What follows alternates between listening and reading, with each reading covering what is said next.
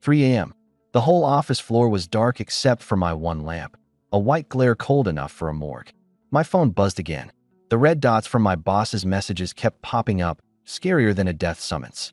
The optimization plan for the farthest frontier. I was on revision number 8. 3 all-nighters straight. I was running on fumes. I raked a hand through my greasy hair and ground out a curse at the screen. 3 days of bottled-up rage, all jammed in my throat. On a whim, I tossed up a post online. 72 hours of overtime and counting. I'm basically dead. If I could just transmigrate into the wildlands with my game inventory, I'd go full God mode and live like a divine overlord. I attached a screenshot from the game, a warehouse stacked floor to ceiling with top-tier loot. The second I hit send, my eyelids dropped and my head slammed down onto the design dock. Everything went black. When my eyes opened again, it wasn't my cubicle. It was a rickety wagon that felt one pothole away from falling apart. The jolting shook my insides loose. Mildew, sweat, and the stink of spoiled food all braided together, thick enough to gag on. I looked down. My shirt and jeans were gone. I was wearing coarse hemp morning clothes, stiff as sandpaper. I patted myself down. Phone, wallet, keys, all gone. Where's my phone? I lost it, yanking at my collar. Pipe down. A burly man growled from the doorway, broad-shouldered, thick-waisted, his face a roadmap of knife scars, arms thicker than my thighs. He clamped down on my wrist hard enough to make the bones crackle. Your old man dies and you lose your mind too? His voice was like low thunder. We can barely outrun death as it is. Who's got time for your junk? Make another scene and I'll throw you to the wolves. My old man died. The next second, a stranger's memories came roaring into my skull. A man in a fine brocade robe calling me phone. A sickbed. Soldiers storming the estate. Flames leaping into the sky. An old servant dragging me in a desperate run. The home behind us already burned to ash. The original owner of this body, an 18-year-old fallen noble, pampered, soft, without the strength to truss a chicken, scared half to death the whole way until he passed out. And now, the thing living inside this body was me, Lou Fong, 21st century office drone. I'd really transmigrated, dropped straight into the savage wildland I'd griped about off the top of my head. But a game is a game. There was no respawn here. No F3. No infinite inventory. No system. Nothing at all. Just the bare, naked truth of living and dying. Who are you people? Where's this? I forced down the tremble in my voice. A white-haired old man sighed and unfolded a worn map wrapped in oilcloth. Knocked your head loose? I'm old Zhang, your father's old servant. That's Tai Nyo. That's Ah Gue, the herb woman, and her granddaughter Ah Ling. Plus you, 13 of us in all. We fled Li Village 5 days ago. Soldiers behind us, wild hills ahead. Whether we live, that's up to heaven. 13 people running for their lives. No food, no money, no weapons, not one decent blade among us. And me, a burned-out drone who couldn't even be bothered to go downstairs for my own takeout. I'd somehow become the head of this band of refugees. The irony was almost too much. Hold on, young lord. Old Zhang handed me half a bowl of murky water. The master's gone. You're the one holding us together now. Holding them together? I could barely hold myself together. And that was when, Aya! A scream ripped through the night. The driver bellowed, wolves. Drive the horses. The whip cracked wild, and the wagon lurched into a full sprint. Everyone inside tumbled into a heap. I got flung into the corner, the old wound on my forehead splitting open, blood sheeting down my face. Outside the window, 2 cold green lights locked onto the wagon. Wolves. And more than one. Fangs were right there, the heat of their breath seeming to wash over my face even through the wood. That kind of face-to-face terror with death is something a game can never give you. Claws scraped at the planks, screeching. In that instant, my eye caught the rough timber and rope in the corner, and that whole set of defensive traps from the farthest frontier snapped into shape in my mind. Tainyo, Agoet. My voice was tight, but unnervingly clear. Jam the doors shut with the timber. Sharpen the ends and wedge them in the gaps. It'll hold them off for a bit. The two froze, a flicker of surprise in their eyes. This once frail young lord, this steady in a death trap? The timber came over. Tai Nyo and I lashed the door dead shut, the ends whittled to points, jutting out through the cracks like a row of fangs. Bang, bang, bang. The brute force hammered the door again and again. The ropes stretched to the breaking point. Hold it. I gritted my teeth and braced the door, nails biting into my palms. Everyone surged forward to help. In those numb, dead eyes, for the first time, a fire to survive caught and flared. Thunk! Ague loosed an arrow and hit. The wolf howls faded into the distance. The wagon raced on for a long stretch before the driver finally gasped out. We lost M. Everyone collapsed where they sat, alive against the odds. I slumped against the wagon wall, drained to the bone, one thought left in my head. I'd survived. For now, I'd survived. But I knew better than anyone. This was only the beginning. The wagon stopped, I jumped down, and the last shred of reason in my head finally snapped. Game footage flashed wild through my mind. In the game, one tap of F3 and the inventory panel popped open. Iron axes, fine bows, beast traps piled into mountains. 2 wolves. A whole pack could show up and I'd lay traps, call the volley, mop it up easy. But reality? I reached for my belt, empty. Ague had a wooden bow on his back and exactly 3 crooked arrows in the quiver. Tainyo gripped a dull blade with a rolled edge. Everyone else was barehanded. F3, inventory, system notification, all self-diluting soap bubbles. A surge of fury blew through me. Like a madman, I started jabbing at my own body, mimicking the game's hotkeys, more and more out of control. F3, open inventory. System, get out here. The whole wagon stared at me like I'd lost my mind. You really cracked, kid? Tainyo stepped up, frowning. Keep screaming and you'll draw the beasts. We're all finished. Don't touch me. I threw him off and stumbled down out of the wagon. In front of me stretched endless wild hills.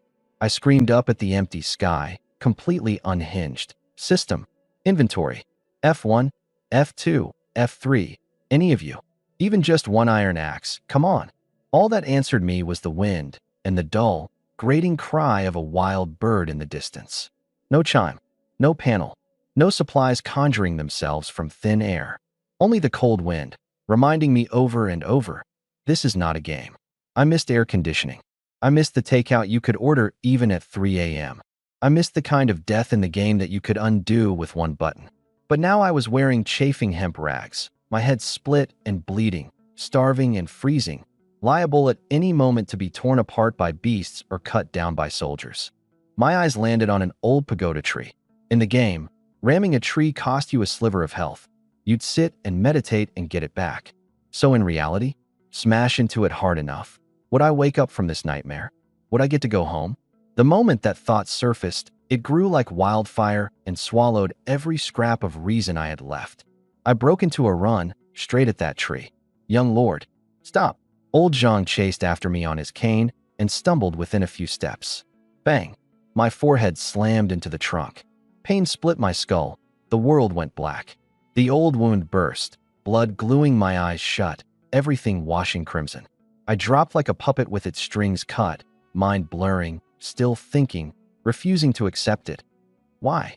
Why am I not back yet? Someone propped me up, pressing bitter herbs to the wound. Why can't I go back? My throat was raw as sandpaper, blood and tears smeared across my whole face. Ramming the tree didn't work, so what about the river? In the game you can't drown. The poisonous thought wrapped around my heart. I shoved everyone off and lurched toward the rushing little river. He's going to jump. Ague shot forward, snatched me by the back of the collar, and hauled me up like a chick by the scruff. Go back where? Your home's been torched by the soldiers. Your father's already gone. Jump in, and you still won't get back. This is where you belong now. You jump, and the only thing waiting is death. The only thing waiting is death. Those words hit my chest like a 1,000-pound hammer. I went limp in his grip, staring at the churning water, my heart going ice cold. Right. There's no going back. No F3 here. No respawn button. No undo. No do-over. You get one life. Die, and you're gone forever. Old John came over, pulled a clay bowl from his shirt, scooped a bowl of murky water from the river, crumbled a small chunk of hard, coarse grain into it, and held it out to me. Drink. Stay alive, and you can have your revenge. You can rebuild your home. You can see tomorrow's sun. I took that bowl of water, scum floating in it, and swallowed it in one go. Bitter and harsh, the raw taste of earth rushing up my throat, hard enough to make me cough violently. But that one mouthful of cold water put out the last of the madness in me. My head cleared. So what if there's no F3? So what if there's no system? I'm a max-level player of the farthest frontier. Inventory's gone. I've got modern knowledge. Hotkeys are gone. I've got real combat sense. The respawn button's gone. But I've got these people right in front of me who'd put their lives in my hands. I'm not alone. I'm the Lord.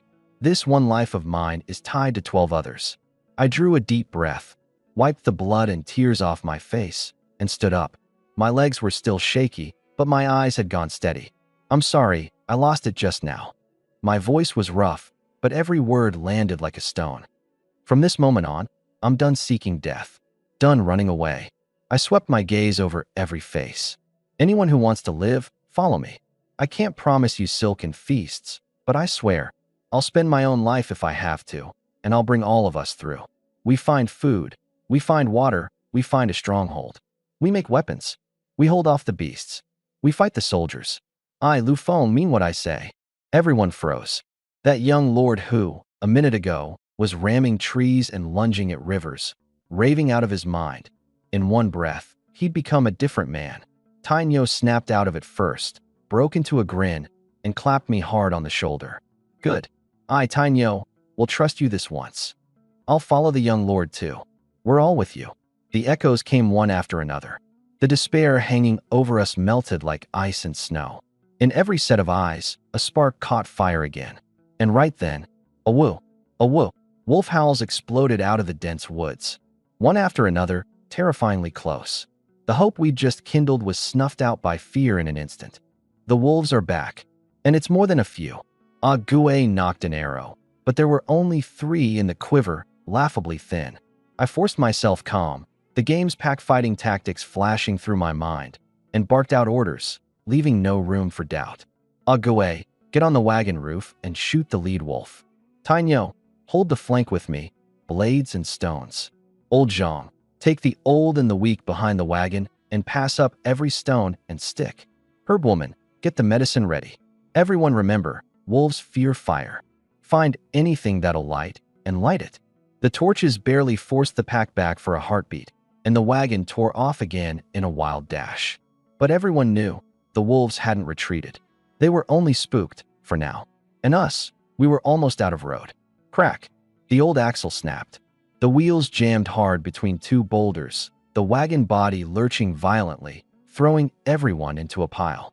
I got flung into the corner again, the barely scabbed wound on my forehead cracking against the planks, blood gluing my eyes shut. And worse, the door was pinned shut by the boulders. The tools, the food, the clothes, every last thing keeping us alive, all locked in the wagon, not a scrap of it within reach. The grain sack had split too, the shriveled millet scattered across the ground and trampled into the mud.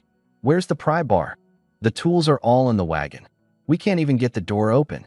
Everyone heaved at the wagon together. It was like it had grown roots, not a hair of movement. And that was when, Aya, a scream pitched to the very edge of agony stabbed into everyone's ears like a knife. The young pregnant woman was curled in the grass, her face white as paper, cold sweat pouring off her, shaking apart. The herb woman bolted to her side, checked her, and her expression went grave in an instant. Her water's broken. The baby's coming, giving birth. Out in the wild hills, no house, no shelter, no medicine, nothing sterile. This wasn't childbirth. This was charging through the gates of hell. Lay down dry grass. Find flat ground, the herb woman shouted urgently. Tainyo hauled over a big bundle of dry grass. Old Zhang dug out the one scrap of cloth we had. Ah Gue grabbed a clay bowl and sprinted to the river for water. I stood frozen. A modern office drone who'd never so much as held a baby. What did I know about delivering one? No hospital here, no doctor, no equipment. Just one old woman, a heap of grass, a torn rag, and a bowl of murky water. This was gambling with a life. Push. The head's almost out. The herb woman was drenched in sweat. And in that razor's edge moment between life and death, a woo. Wolf howls burst out of the woods again. A second, a third, closer and closer, carrying the reek of blood. The pack, 5 or 6 at least, heading this way. Ah Gue's face changed in a flash, and he drew his bow.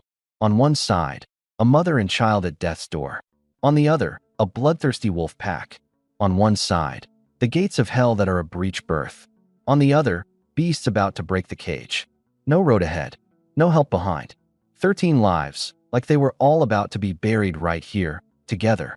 The game's defensive plans flashed wild through my mind, but reality had no craftsman, no bows, no retreat. What do I do? Aya! The woman cried out in pain again. The herb woman shouted hoarsely. Just one more push. The shush of wolf paws crushing fallen leaves, like a death summons, closer and closer. I roared, my voice cracking like a thunderclap. Ague! Shoot the lead wolf. Ague jolted, then drew the bow to full in an instant. Whip crack through the air. Awoo! The green lights snuffed out. The lead wolf took the arrow. Tainyo, get people to build a barrier, shield the mother. Everyone else, grab stones and throw. My orders steadied the collapsing nerve of the group like an anchor dropped into the sea. Everyone scrambled like mad, snatching up stones, stacking grass and wood, a survival fire blazing up in the death trap. The next second, the pack burst out. The black wolf in the lead, a wooden arrow in its shoulder, came charging straight in, savage and bloodthirsty, for wolves behind it. Smash! Tainyo stunned one with a giant boulder. Stones rained down. Ague shot again. I gripped a sharp rock and met them head-on. A blood-for-blood battle erupted right there beside the mother in labor. Wolf roars shook the sky, the baby half in and half out of the world, the mother's breath thin as a thread. And at the hair's-breadth instant when the black wolf lunged, Tainyo's strength gave out, and Ague's arrows ran dry. From the bed of grass came a faint but clear, ringing cry. The baby was born, but the black wolf had already reached the barrier. Its fangs were 3 feet from that mother and child. My pupils shrank. I threw myself forward. The black wolf twisted in midair and missed me. But the next second, the herb woman let out a wail like a dying breath, tearing the silence open. Not a cry of labor pains, but the final cry of a life about to burn out. Her gaunt hand pressed beneath the mother, and she snapped her head up, voice shaking apart. She's hemorrhaging. Quick, get clean cloth. As much as you can find. Hemorrhaging. The word hit like a thunderbolt and left everyone stunned. My heart sank straight to the bottom. I knew better than anyone that out in these wild hills, with no medicine and no instruments, a mother bleeding out was as good as a death sentence. I've got some. Old Zhang tore open his bundle and pulled out an old rag, patched in 3 layers, washed pale. I've got some too. The young craftsman pulled out the cloth he wrapped his tools in, wood shavings stuck to the blood. We'd fled the whole way. No one had spare clothes. Searching everyone head to toe, we scraped together 4 torn rags. The herb woman snatched them up and pressed them to the wound, layer after layer. But in just a few breaths, the blood soaked through the cloth and welled out between her fingers, blooming flower after flower of red across the dry grass. It won't stop. The bleeding just won't stop. The herb woman's hands shook violently, tears spilling over. She was already running on empty, cold and starving the whole way, her oil burned dry, her lamp gone out. She can't hold on. I stood frozen, a head full of modern knowledge, and I couldn't manage even the simplest way to stop bleeding. All I could do was watch, helpless, as a life drained away fast. The mother's cries grew weaker, her gaze going unfocused, her grip on her husband's hand loosening bit by bit. Her cracked lips parted, her breath like a single thread. Aju, I'm not going to make it. Take care of the child. Wife, don't talk. Hold on. Aju clutched her tight, tears crashing onto the grass bed. You're all I have. If you go, how do the child and I live? The child, my child. Her hand fell. Her eyes never opened again. A living, breathing life, withered away just like that in the wilderness, without even hearing a single word of farewell. The weeping broke loose. Old Zhang turned his face away, Tainyo's knuckles dug into his palms. Ague's eyes went red at the rims. And in that dead silence, wah, a faint but bright, clear cry pierced the gloom.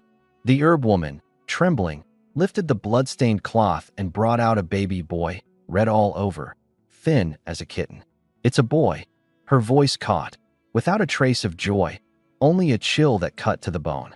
The mother had traded her life to bring her son into the world, and the moment he was born, he'd lost her. That's the cruelest law of the wildlands. New hope has to be watered with death. Aju collapsed to the ground, holding his head, sobbing, his cries gone hoarse as torn silk. And precisely at that moment, when everyone's spirit had scattered to its lowest, Awu, the Wolf King, driven into a frenzy by the blood and the crying, let out a wild roar and charged again with the four wolves, fangs flashing cold, straight for the utterly defenseless infant. The wolves are coming again. Old Jean grabbed a stone and hurled it. Ague had already drawn his bow to full, his fingertips released. The wooden arrow split the air and drove dead center into the Wolf King's one remaining eye. Awu! The Wolf King shrieked and rolled, and the four wolves hesitated, circling their leader in agitation. Nice work, Ague. Tainyo swung a stone and rushed in. But Ague's face changed all at once, and he shook the quiver hard. Out of arrows. Completely empty. Everyone's heart froze over. The group's only ranged firepower was spent. No arrows. Then we fight bare. Tainyo roared, eyes red. Today, either we live, or these animals die. Even the old and the weak were pushed to find their nerve, raising stones, charging at the beasts in the most primitive way there is. I stood my ground, an unyielding fury burning in me like fire.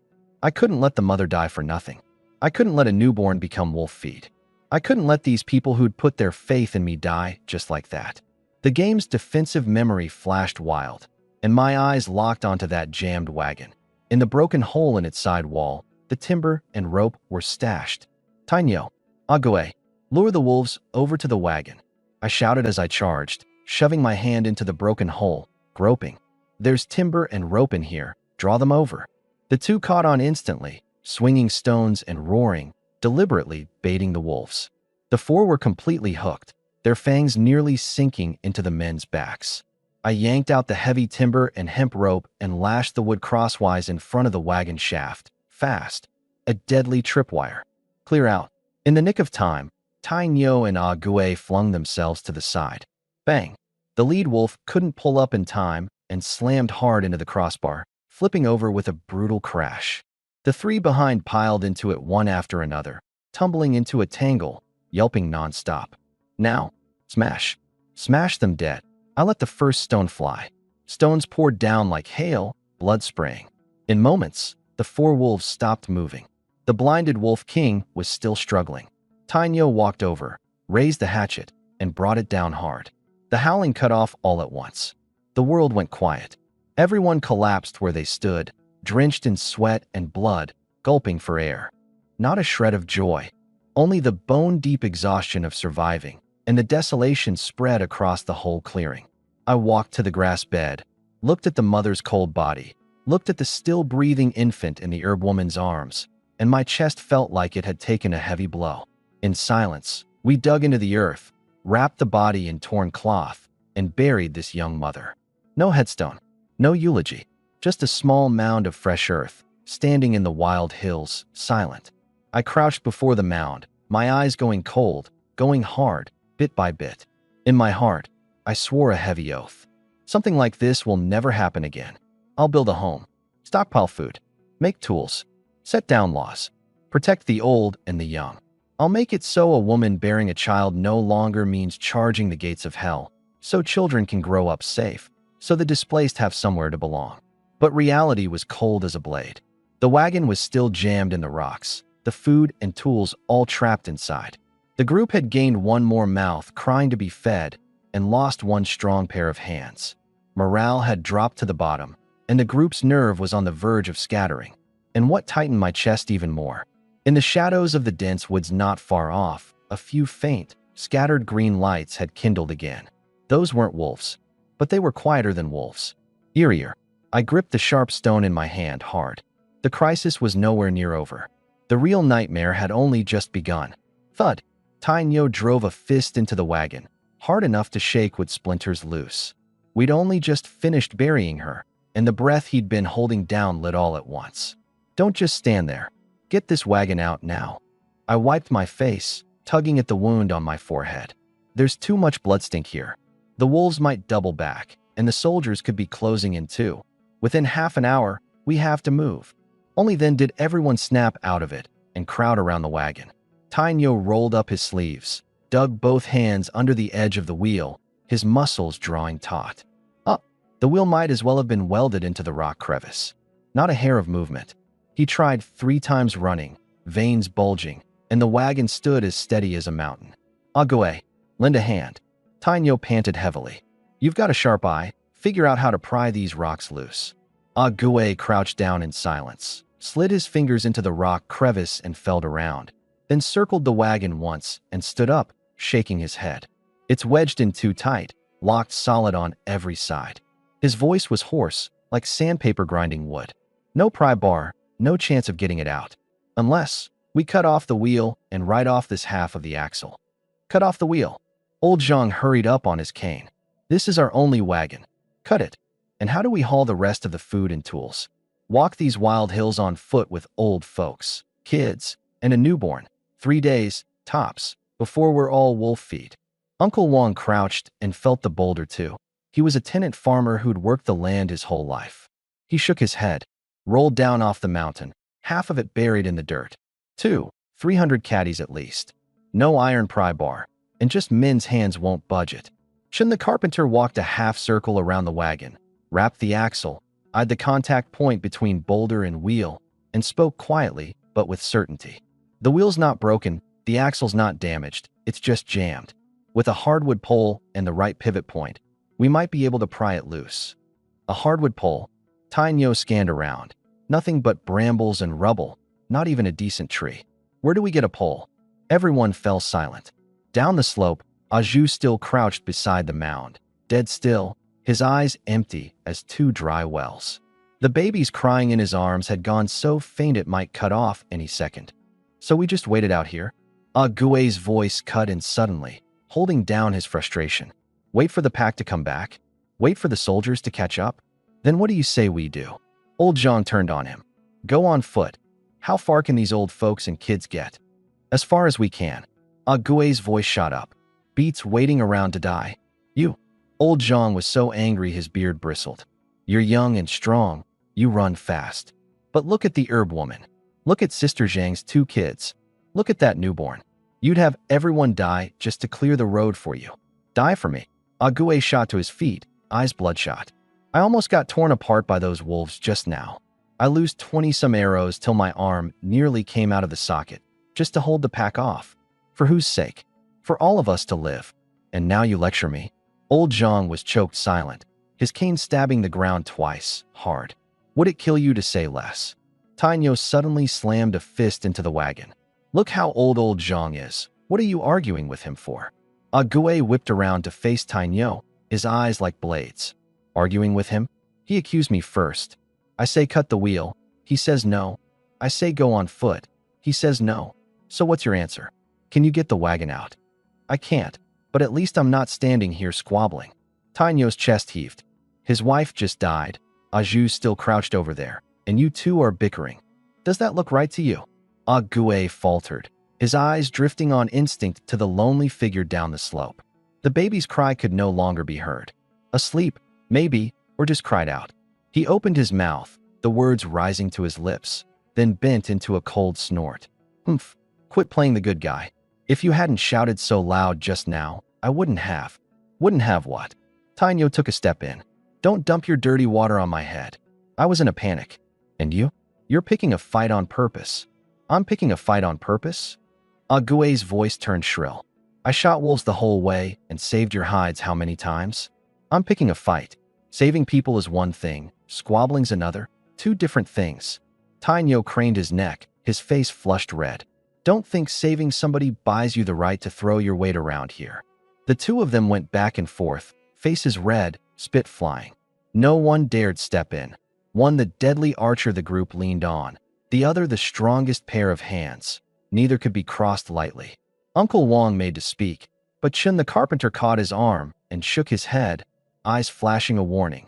No stopping them now. Stop fighting. I rushed up to pull them apart. Fighting solves nothing. Work it out together, and we can always. Before I'd finished, Ague shoved me away. Stay out of it, young lord. Today I'm settling this with him. The shove staggered me, tugging the wound on my forehead. I sucked in a breath at the pain. Bang! Tainyo drove a foot into the wagon. The body groaned in pain, the cracks splitting a little wider. His eyes went round as a raging bull's, and he bellowed loud enough to hurt. All of you shut up. You've got the energy for this. Why not use it on the wagon? His sheer force cowed the group. Old Zhang and Ah Gue froze in place too. But Tainyo's anger hadn't burned off. He stared Ah Gue down, breathing hard, chest heaving. Then he raised a hand, leveled a finger at Ah Gue, and his voice rolled out like low thunder. You want my honest take. The wife dying, you, Ah Gue, share the blame for it. The air froze in an instant. Everyone went still, staring at Tainyo in disbelief. Ah Gue's face went iron gray all at once. His lips pressed into a single line, his knuckles cracking. He closed on Tainyo step by step, each one like he was walking on a knife's edge, his voice squeezing out through his teeth. What did you say? Say it again. I said the wife's death. You can't wash your hands of it. Tainyo craned his neck and glared right back. If your aim had been a touch better, you'd have killed the Wolf King sooner. The pack wouldn't have charged, and she wouldn't have been scared into hemorrhaging. She's gone, so young, and left a motherless child behind. It's all on you. The words were a knife, driven straight into Ah Gue's chest. His face went from iron gray to ghost white, then from white, flushed blood red. His fist shook in its grip, knuckles white, lips trembling hard. He wanted to argue back, to defend himself, but the words caught at his lips, as if something had jammed them down dead. Not one syllable would come out. Bullshit. Ah Gue finally blew. He swung a fist and landed it square on Tainyo's face. My aim? Nobody around here dares question it. In a spot like that, no one could have done better.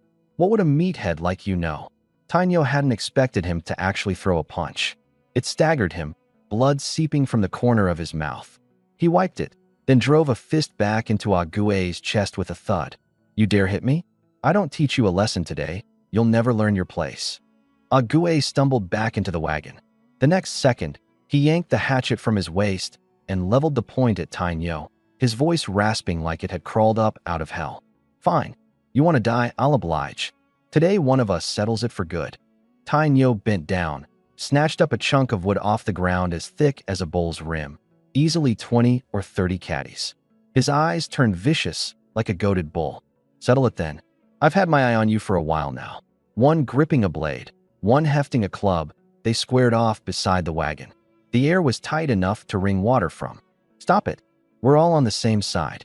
Old Zhang stamped in a panic, cane pounding the dirt, but their fury kept him from coming close. No one could stop them. Both had blood in their eyes. Tainyo moved first, the club whistling down at Ah Gue's shoulder. A clean hit, and the shoulder was finished. Ah Gue twisted aside. The club grazed his shoulder and crashed into the wagon body, splitting a gash with a bang. He seized the moment and swung the blade at Tainyo's arm. Clang! The club knocked the hatchet away, sparks flying. Tainyo followed through with a kick to Ah Gue's gut that sat him down hard. Ah Gue rolled where he landed, grabbed a fistful of sandy dirt, and flung it at Tainyo's face. Blinded, Tainyo swung the club wildly to guard.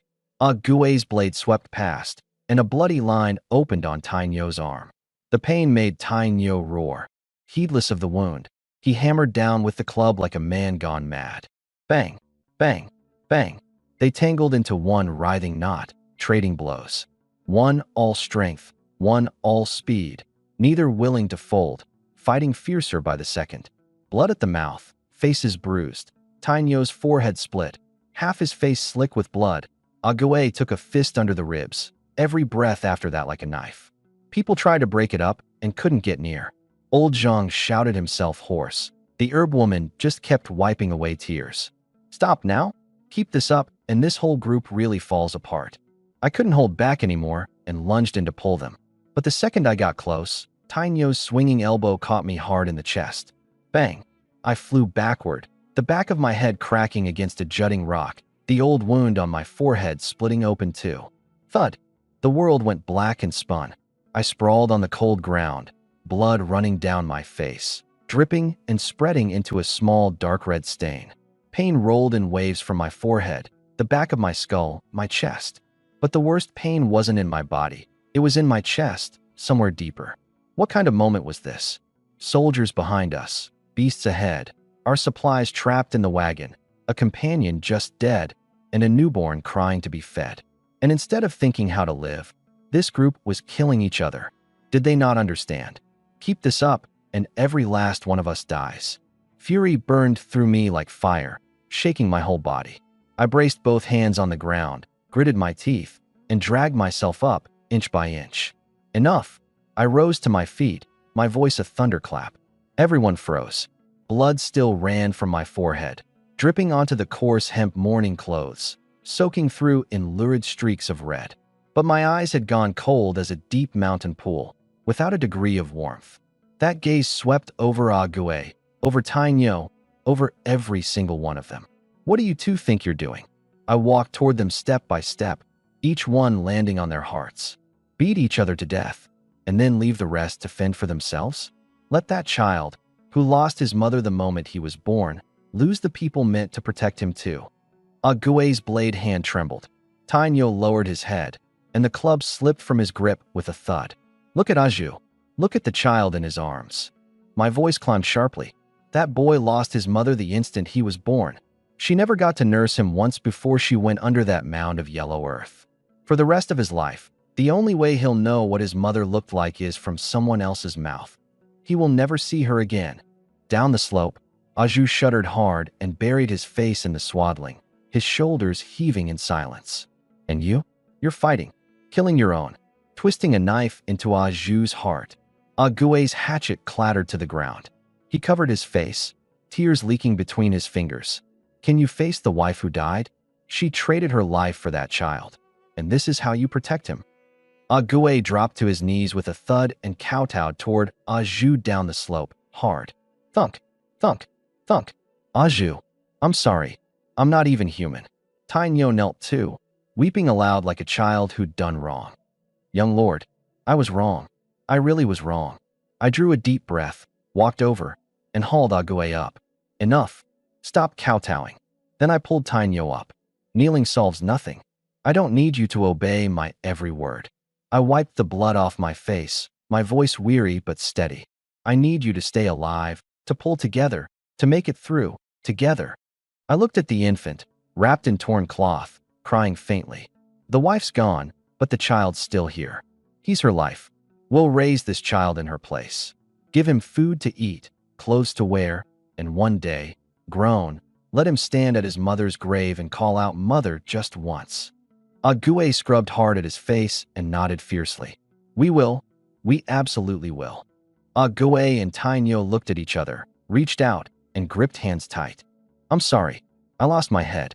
I'm the one who should apologize. No more fighting. We live together, and we raise the child together. Old Zhang came over on his cane, tears in his clouded eyes, and patted my shoulder. Young lord, you've grown up. Truly grown up. I had no time to dwell on it. I turned to the still-jammed wagon and swept my eyes over the group. Everyone take my lead. Together, we get this wagon out. Right, they answered as one. With the grudge set down, Ague and Tainyo finally settled their minds on the wagon. One nimble, one strong. Paired up, they fell into a surprising rhythm. Two boulders, one front, one back, pinning the wheel. Ague crouched at the wheel, sketching it out. We pry the back one out first, but with no pry bar.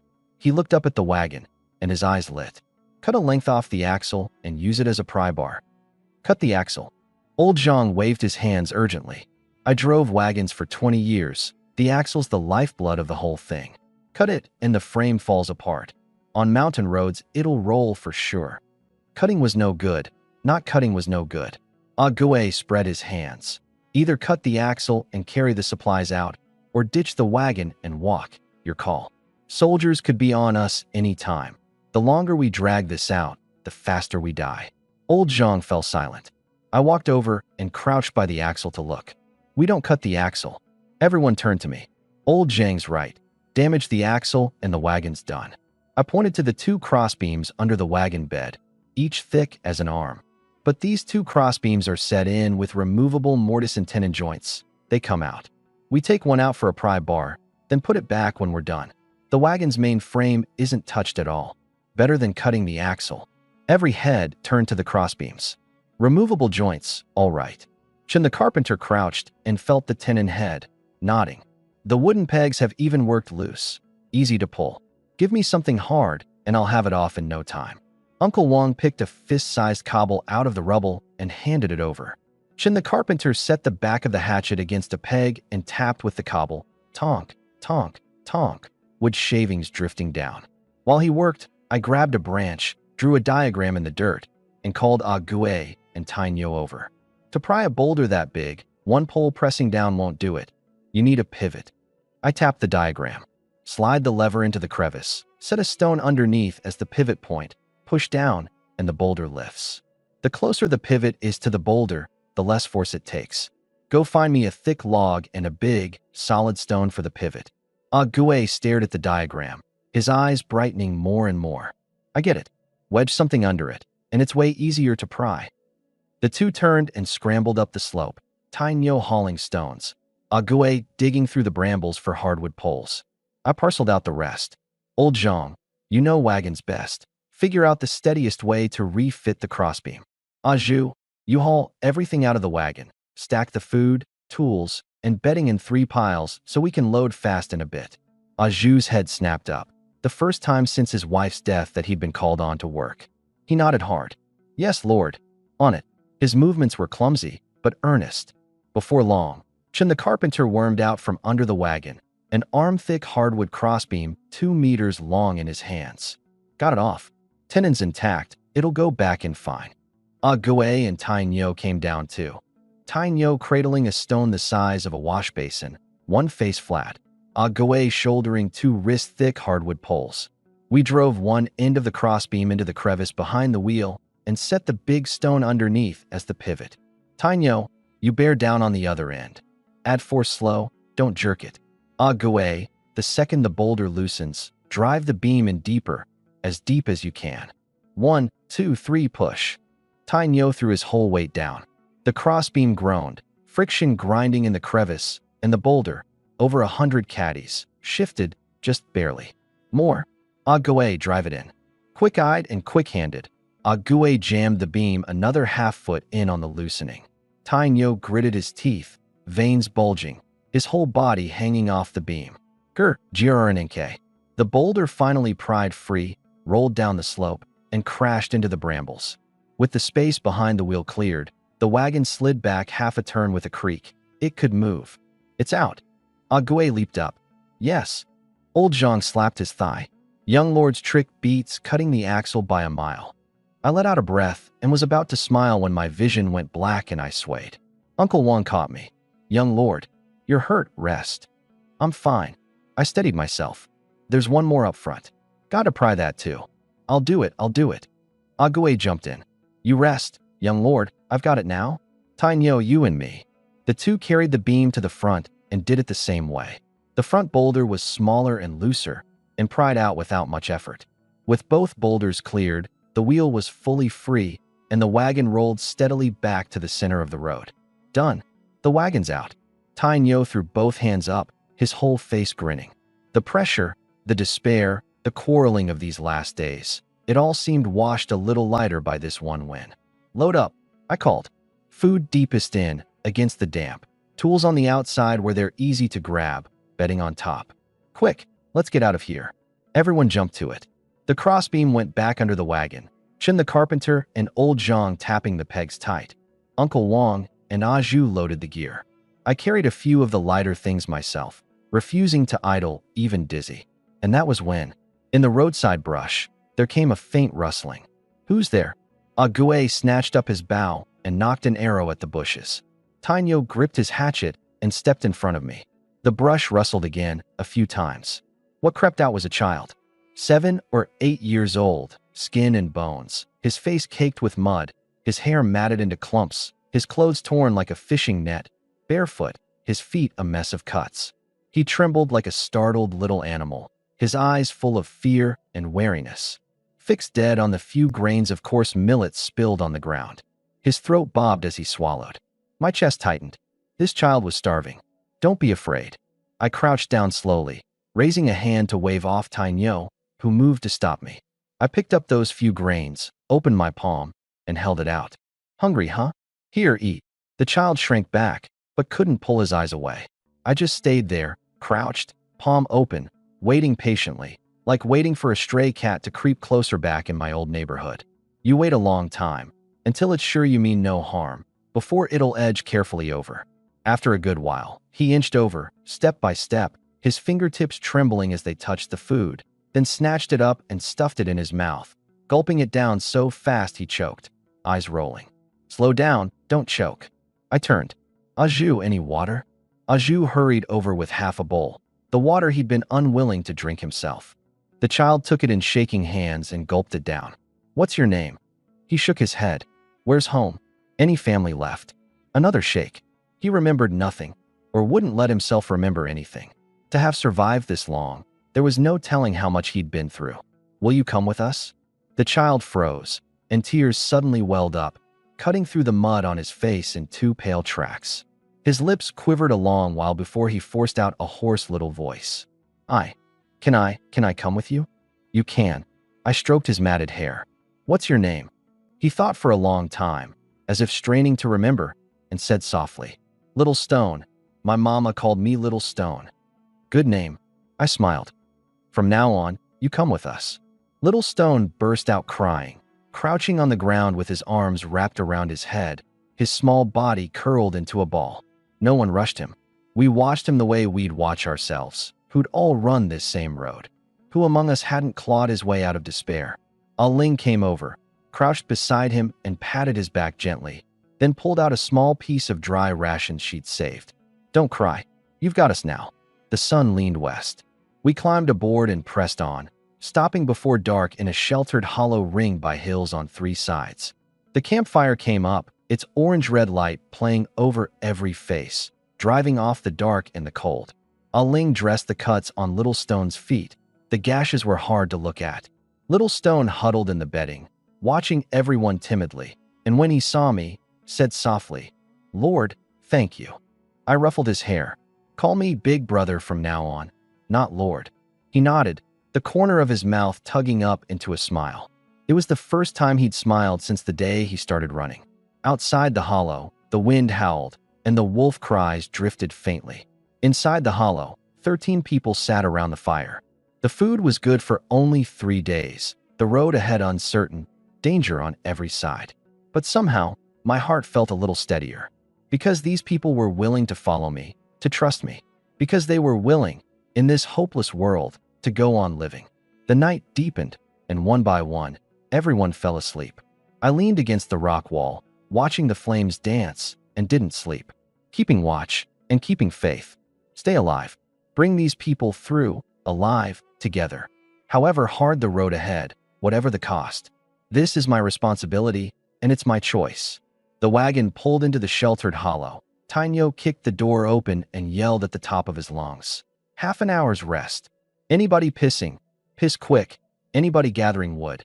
Make it snappy. Don't dawdle and draw the beasts. Everyone piled out, rubbing their backs, pounding their legs. The baby in Aju's arms had cried from yesterday until now, its voice gone hoarse. He was sweating with worry, with no idea what to do. I was the only one who didn't move, leaning against the wagon shaft. I held the woodcutting blade in my hand, but my eyes weren't idle. My side vision swept like a searchlight, taking in every move these 12 people made. In the few days since I'd crossed over, I'd worked out one thing. These weren't game villagers you assign stats to with a mouse click. They were living, breathing people. If I couldn't read who could carry weight and who was dead weight, the next crisis would scatter this group. I had to learn what each of them was made of. Old Jong first. The old man hadn't joined the crowd at the water. He crouched on a rock, pulled an oilcloth bundle from his shirt, and spread out a frayed hemp map, tracing it with a finger, glancing up now and then at the mountain road. His brows knotted. Yesterday, when we tallied the grain, Tainyo dumped the sack on the ground, and old Zhang crouched there counting grain by grain. In no time he reported it out, 23 caddies, for tails, even the few that had fallen into the cracks. Literate, can read a map, can keep accounts, and steady under pressure. The anchor, routes and ledgers, those go to him. Tainyo next. The big man crouched by a rock, working a sliver of iron against the stone, hissing as it ground. I circled past, pretending to gather wood. He was grinding a finger-thick iron rod, one end hammered flat, filed into a crooked edge. His fingers were thick as radishes, but he worked nimbly, scraping the edge with a nail now and then, muttering, "This scrap iron's too soft. Give me a furnace and charcoal, and I could forge a real iron axe, good enough to fell trees or split wolves." A blacksmith's apprentice. The original owner's memories had it. Into a smithy at 15, 8 years of learning. In this godforsaken place, iron was hard currency. If we ever found an iron seam and got a furnace going, he could make tools, forge weapons. That was the backbone of the whole group. Strong, blunt, stubborn to a fault. Muscle and master craftsman both. Not far off, Ague's movements made my eyes narrow. The hunter hadn't huddled with the rest. He'd walked alone to the mouth of the hollow, his back to everyone. The hardwood bough with its hemp string in his hands was crude, yet in his grip it seemed alive. He carried the bough with his thumb always resting on the arrow's fletching, his eyes sweeping the trees like a hawk's. Suddenly, his wrist lifted. WHFF. The wooden arrow left the string, nothing but a blur. 10 paces off, a hare had just bounded up from the grass. The arrow was already there, through the neck. The hare kicked twice and went still. He walked over, picked it up, pulled the arrow, slid it back into the quiver, his face without a ripple, like he'd done something not worth mentioning. A quiet jolt went through me. His aim was even better than I'd thought. And he knew the wilds, too. Yesterday, a patch of white flowers by the road.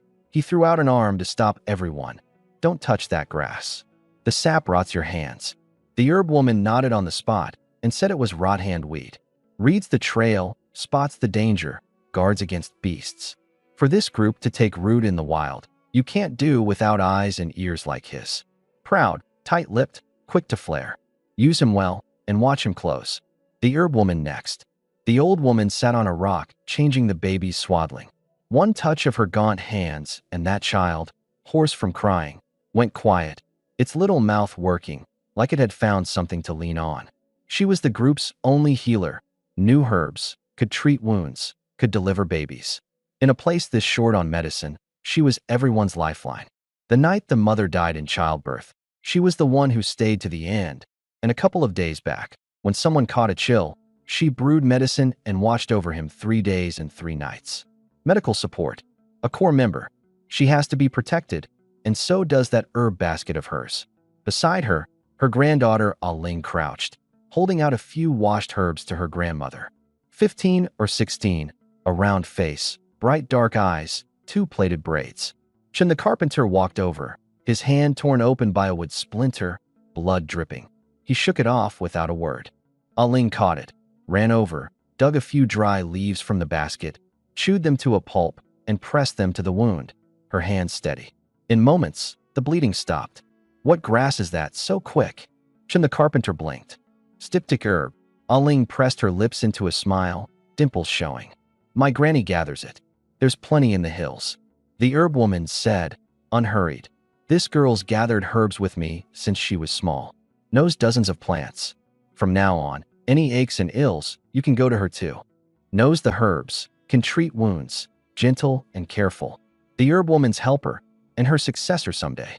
A bit farther on, Uncle Wong crouched in a corner sifting through the dirt. I came over. The old man pinched up a bit of soil, rubbed it, brought it to his nose, and squinted, muttering, "Ripe earth, rotted leaves and root, good and rich. Get some water, and you could grow radishes and greens here, no problem. Shame we've barely got any seed left." "You farmed your whole life, Uncle Wong." He recognized me and nodded. 15 to 58, 43 years at it, an old hand. What grows where, when to sow, when to reap, I know it blind. It's just now, even the cleverest cook can't make a meal without rice. And if you had seed, water, and land? His old eyes lit up like a struck flint. No need to ask. Wheat, beans, millet, I could grow every one. Farming, that's the root of taking hold in the wildlands. Give him land and seed, and he could fill the whole group's bellies. In charge of agriculture. Over there, the 4 craftsmen weren't idle either.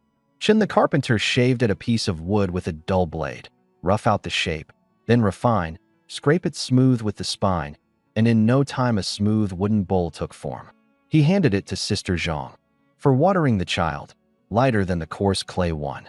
Aju crouched on the ground working mud, coiling out a little earthen nest, smoothing the inner wall. The child small, can't be in the wind all the time, needs a nest to block it.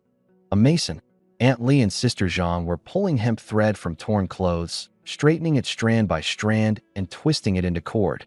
Pull it out and reweave it. At least we can make the child a garment. Spinning and mending. Carpentry, masonry, weaving. None of it top tier, but out here in the wild, it was the capital for building shelter, making tools, keeping warm. The core of building a settlement. Last was Little Stone. The boy was skin and bone, but his eyes darted everywhere. Tainyo needed a whetstone for his blade. The boy slipped into the woods like a streak and was back in no time with a flat stone, exactly the right size. Where'd you find that? Tainyo blinked. A big rock over there collapsed. This one fell off. Looked right, so I brought it. Tainyo turned it over and over, then grinned. Kid's got a sharp eye. Quick-witted, fast on his feet, doesn't fear hardship. A good runner and scout. I leaned against the wagon shaft and ran all 12 through my mind, like unlocking villagers' skills one by one in a game. Clerk, muscle, craftsman, medicine, farming, hunting, everything covered.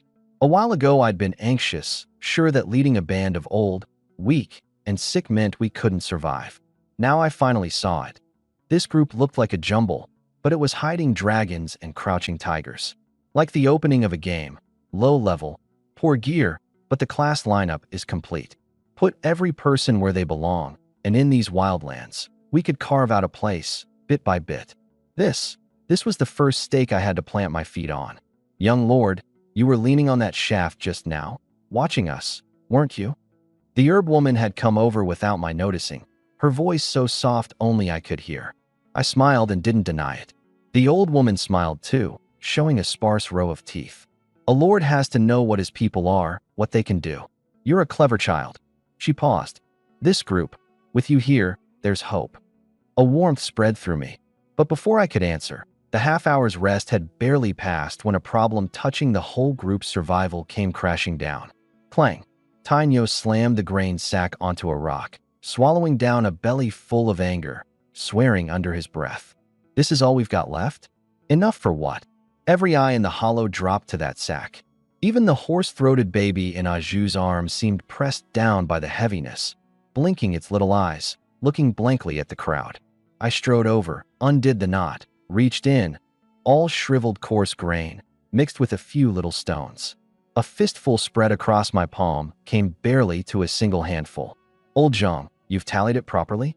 Old Zhang's face was ghost white, the charcoal in his hand scratching at the ground, his voice trembling. Counted it 3 times. 23 caddies of grain left, half a tael of salt, a bit of styptic herb still, but the medicine for internal injuries is gone. 4 tools, 4 wood-cutting blades, 1 iron chisel, 1 bow, 3 arrows. 23 caddies, 13 people. How many days does that last? He looked up, his eyes full of despair. Ration it. Half a caddy per person a day, barely 3 days. But ration it, and we can't hold up on the road. Eat a bit more, and we don't make 2 days. 2 days. 3 days. Those 2 numbers landed like stones on every heart. The hollow boiled over in an instant. Only 3 days. After that we live on the northwest wind. Aunt Lee clutched her child. These wild hills, even wild fruit and greens are scarce. Where do we find food? Sister Zhang's hemp cord dropped to the ground. If I'd known, I never should have. Aju cut himself off, his eyes flicking instinctively to the baby in his arms, then to Little Stone in the corner, and swallowed the rest. But everyone heard the half he didn't say. Little Stone shrank into the corner, his small body going stiff, his head burrowing lower, both hands gripping the hem of his clothes, knuckles white. He didn't cry, didn't speak, just wanted to hide himself into the cracks of the rock. Aling went over and patted his head. He looked up, his eyes rimmed red, but bit his lip and held the tears back. We're all the same one life here. Nobody breathes another word of that heartless talk. The herb woman braced up on her cane, her clouded eyes sweeping the crowd, and everyone who'd been clamoring fell sheepishly silent. The panic hadn't gone. It was only pressed down. Enough. I shot to my feet, my voice not loud, but carrying a force that brooked no argument. The crowd went quiet at once, staring at me dumbly. What good is arguing? The food being short is a fact. Complaining doesn't solve it. I fixed on their pale faces one by one. Now isn't the time to point fingers. It's the time to find a way. Find food within 3 days, and we live. Where do we find it? Uncle Wong said bitterly, still gripping a handful of dirt. These hills are nothing but rock and tree. Ah Gui shot one hair. Who's that going to feed? Ah Gui wiped his bow, his face dark. There's game in the hills, but we've got 3 arrows. Shoot one, that's one less. Wild greens and fruit. It's early spring, just sprouting, won't fill a belly. The herb woman sighed too. Early spring in the hills is the leanest time of all. The beasts are starving themselves. Scraping together food for 13, that's hard. Hard. One word that said what was in everyone's heart. Heads drooped. The spark of hope just kindled was doused again. I said nothing. I crouched down and stared hard at that sack of grain, my mind racing. 23 caddies, 13 people. Sit here and wait to die? No. I'm a transmigrator. I've got modern knowledge. I've got game experience. In the farthest frontier, I turned around worse openings than this. Resources gone, beasts all around. Find the right method, and you live. Where's the method?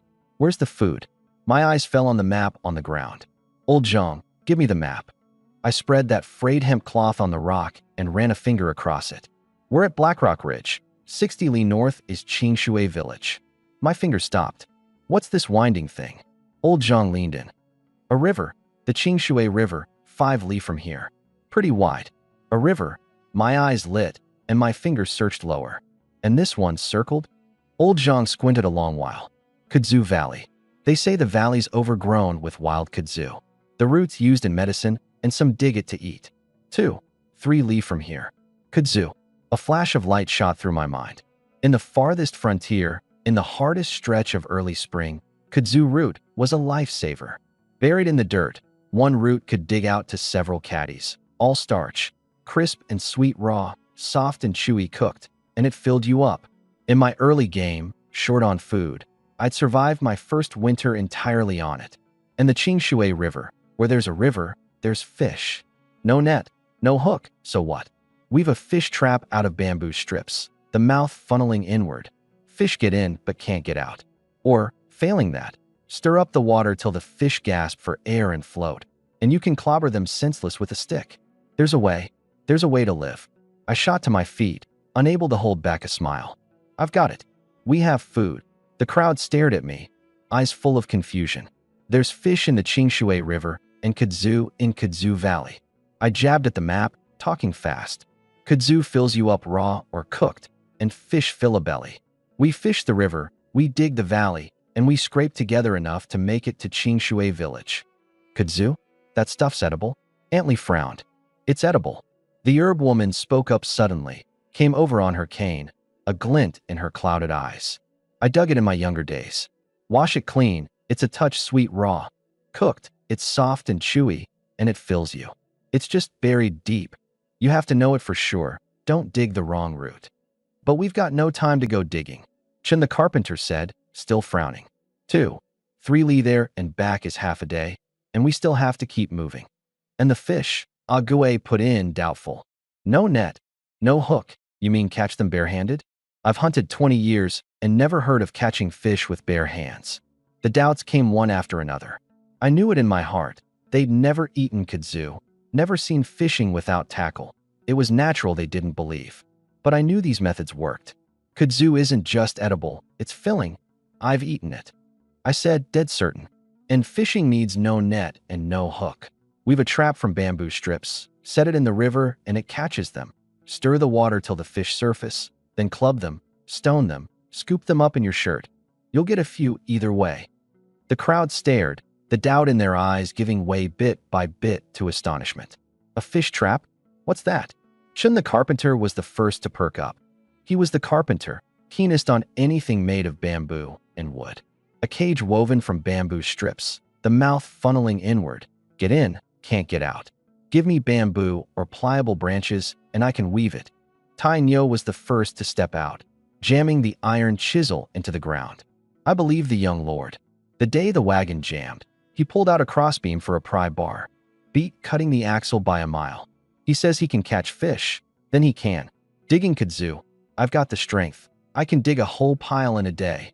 Ague studied me a long moment. doubt still in his eyes, but more of it weighing me up. If you really can come up with a way to catch fish, then I'll go to the Qingshui River, keep watch for you, guard against beasts, and bag a few more hares to make up the count. Old Zhang folded the map and tucked it into his shirt. I believe it too. Treat a dead horse like it's still alive, beats sitting here waiting to die. The herb woman nodded. This child's got an honest heart and a quick head, and he doesn't talk big. If he says it's edible, it's edible. With these few taking the lead, the rest fell in. The doubt was still there, but in their eyes, there was light again. Little Stone lifted his head from the corner, scrubbed his eyes hard, and said softly, I'll go too. I run fast. I can help. I went over and patted his head. Good. You come too. Since everyone trusts me, assignments. My voice came down like a command. Tainyo, take Shin the carpenter to Kudzu Valley and dig kudzu. Dig the thick ones with yellow-brown skin. Don't dig the wrong route. If you hit a beast, don't fight it head-on. Run back and call for help. Got it. Tainyo thumped his chest.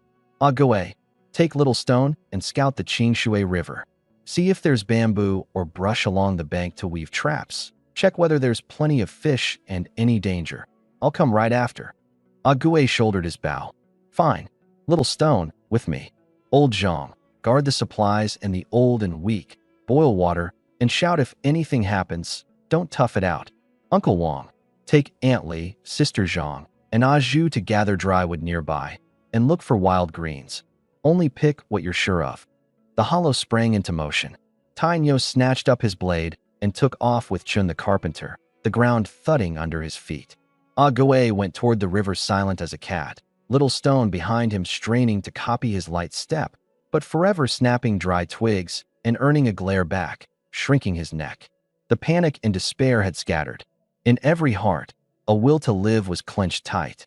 But I knew, clear as anything, this was only a stopgap. Kudzu and fish only put out the fire at our feet. In 3 days we'd reach Qingshui village, and if we still couldn't find enough to eat, these people would face life and death again.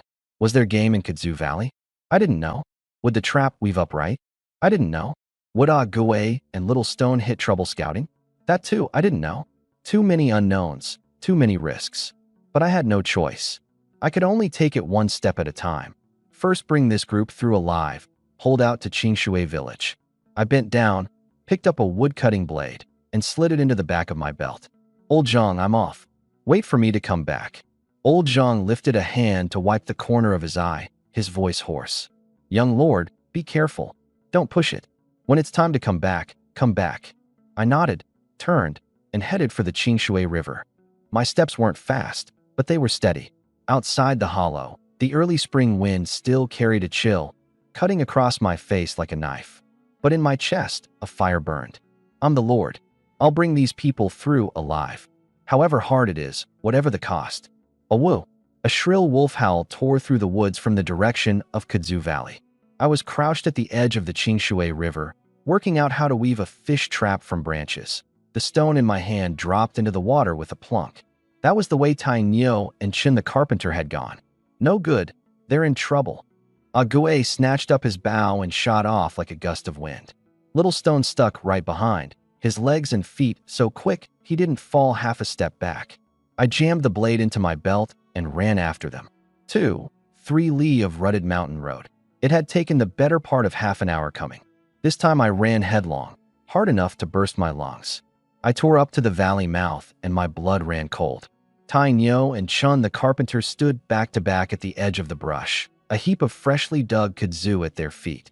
3 wild wolves ringed them, starved to skin and bone, fangs bone white, green eyes locked dead on, low growls rolling in their throats like muffled thunder. Tainyo gripped his blade, cursing to work up his nerve. Chin the carpenter cowered behind him, shaking, unable to speak. Loose, I shouted. Ague's bow was already drawn to the full. His fingers released. WHFF. The arrow struck a wolf square in the hind leg. The wolf yelped and flipped, blood reddening its gray fur. The other 2 whipped around toward Ague. Tainyo seized the gap, charged in with his blade, and split one wolf's skull with a single chop. Crack, the skull burst, and the wolf dropped without so much as a cry. The last one tucked its tail and bolted into the brush, gone. Ague loosed again, finishing the broken-legged wolf with an arrow to the neck. Tainyo, you hurt? I'm fine. He wiped the blood off his face and grinned. We were digging away, and the three of them just closed in. Lucky I'm quick. Chin the carpenter sat flat on the ground, his face white as paper, along while coming back to himself. Ague nudged a wolf carcass, swept his eyes over the droppings and tracks all around, and said grimly, "This is a wolf den. Only starving one's attack in daylight. We move now." We took the kudzu, and the wolf carcasses too. Skin them, and you can eat the meat. Back in the hollow, old Zhang took one look at the blood on Tainyo and the wolf carcass in Ague's hand, and went pale. The herb woman quickly had Ah Ling brew a calming tea for Chun the carpenter's nerves. The crowd gathered round, saw the heap of kudzu and the wolf carcasses, and brightened first. Dug up this much. And wolf meat. Enough for days. But that delight didn't last past one sentence from Tainyo. 20, 30 caddies. Enough for what? He dropped the kudzu on the ground. That stuff's buried deep, half a day a root, and 3 wolves guarding it nearly ate us. Go again. Who dares? Ague tossed down a wolf carcass. These 2 are skin and bone. Strip them, and you're lucky to get 20 caddies of meat. Old Zhang crouched and counted on his fingers. 23 of grain, 30 of kudzu, 20 of wolf meat, 73 caddies total. 13 people, eating freely, 3 days at most. 3 days. 3 days again. The hope just kindled went out. Then what do? Go back to Kudzu Valley and die. Aunt Lee held her child close. The crowd's eyes fell on me again. I crouched off to one side, shaving a branch, not looking up. I can weave the trap. I need bamboo or pliable branches. Ague says there's brush along the bank. I'll go look tomorrow. Tomorrow. Aunt Lee was anxious. The food's only good for 3 days. We can't waste any. Then you go? Tainyo glared at her. Didn't see those 3 wolves? Go try it yourself. Aunt Lee shut up sheepishly. The hollow fell silent. Only the wind sweeping the mouth, howling like a beast's low growl. And that was when old Zhang, on his cane, came trembling into the middle of the group, his clouded eyes sweeping each face, as if reaching a very hard decision. Everyone. His voice was hoarse but clear. If we want to live, there's only one way. He raised a hand and pointed at the pack horse tethered in the corner of the hollow. Kill that horse. Kill the horse. The 2 words hit like a thunderclap. Every eye swung to the horse.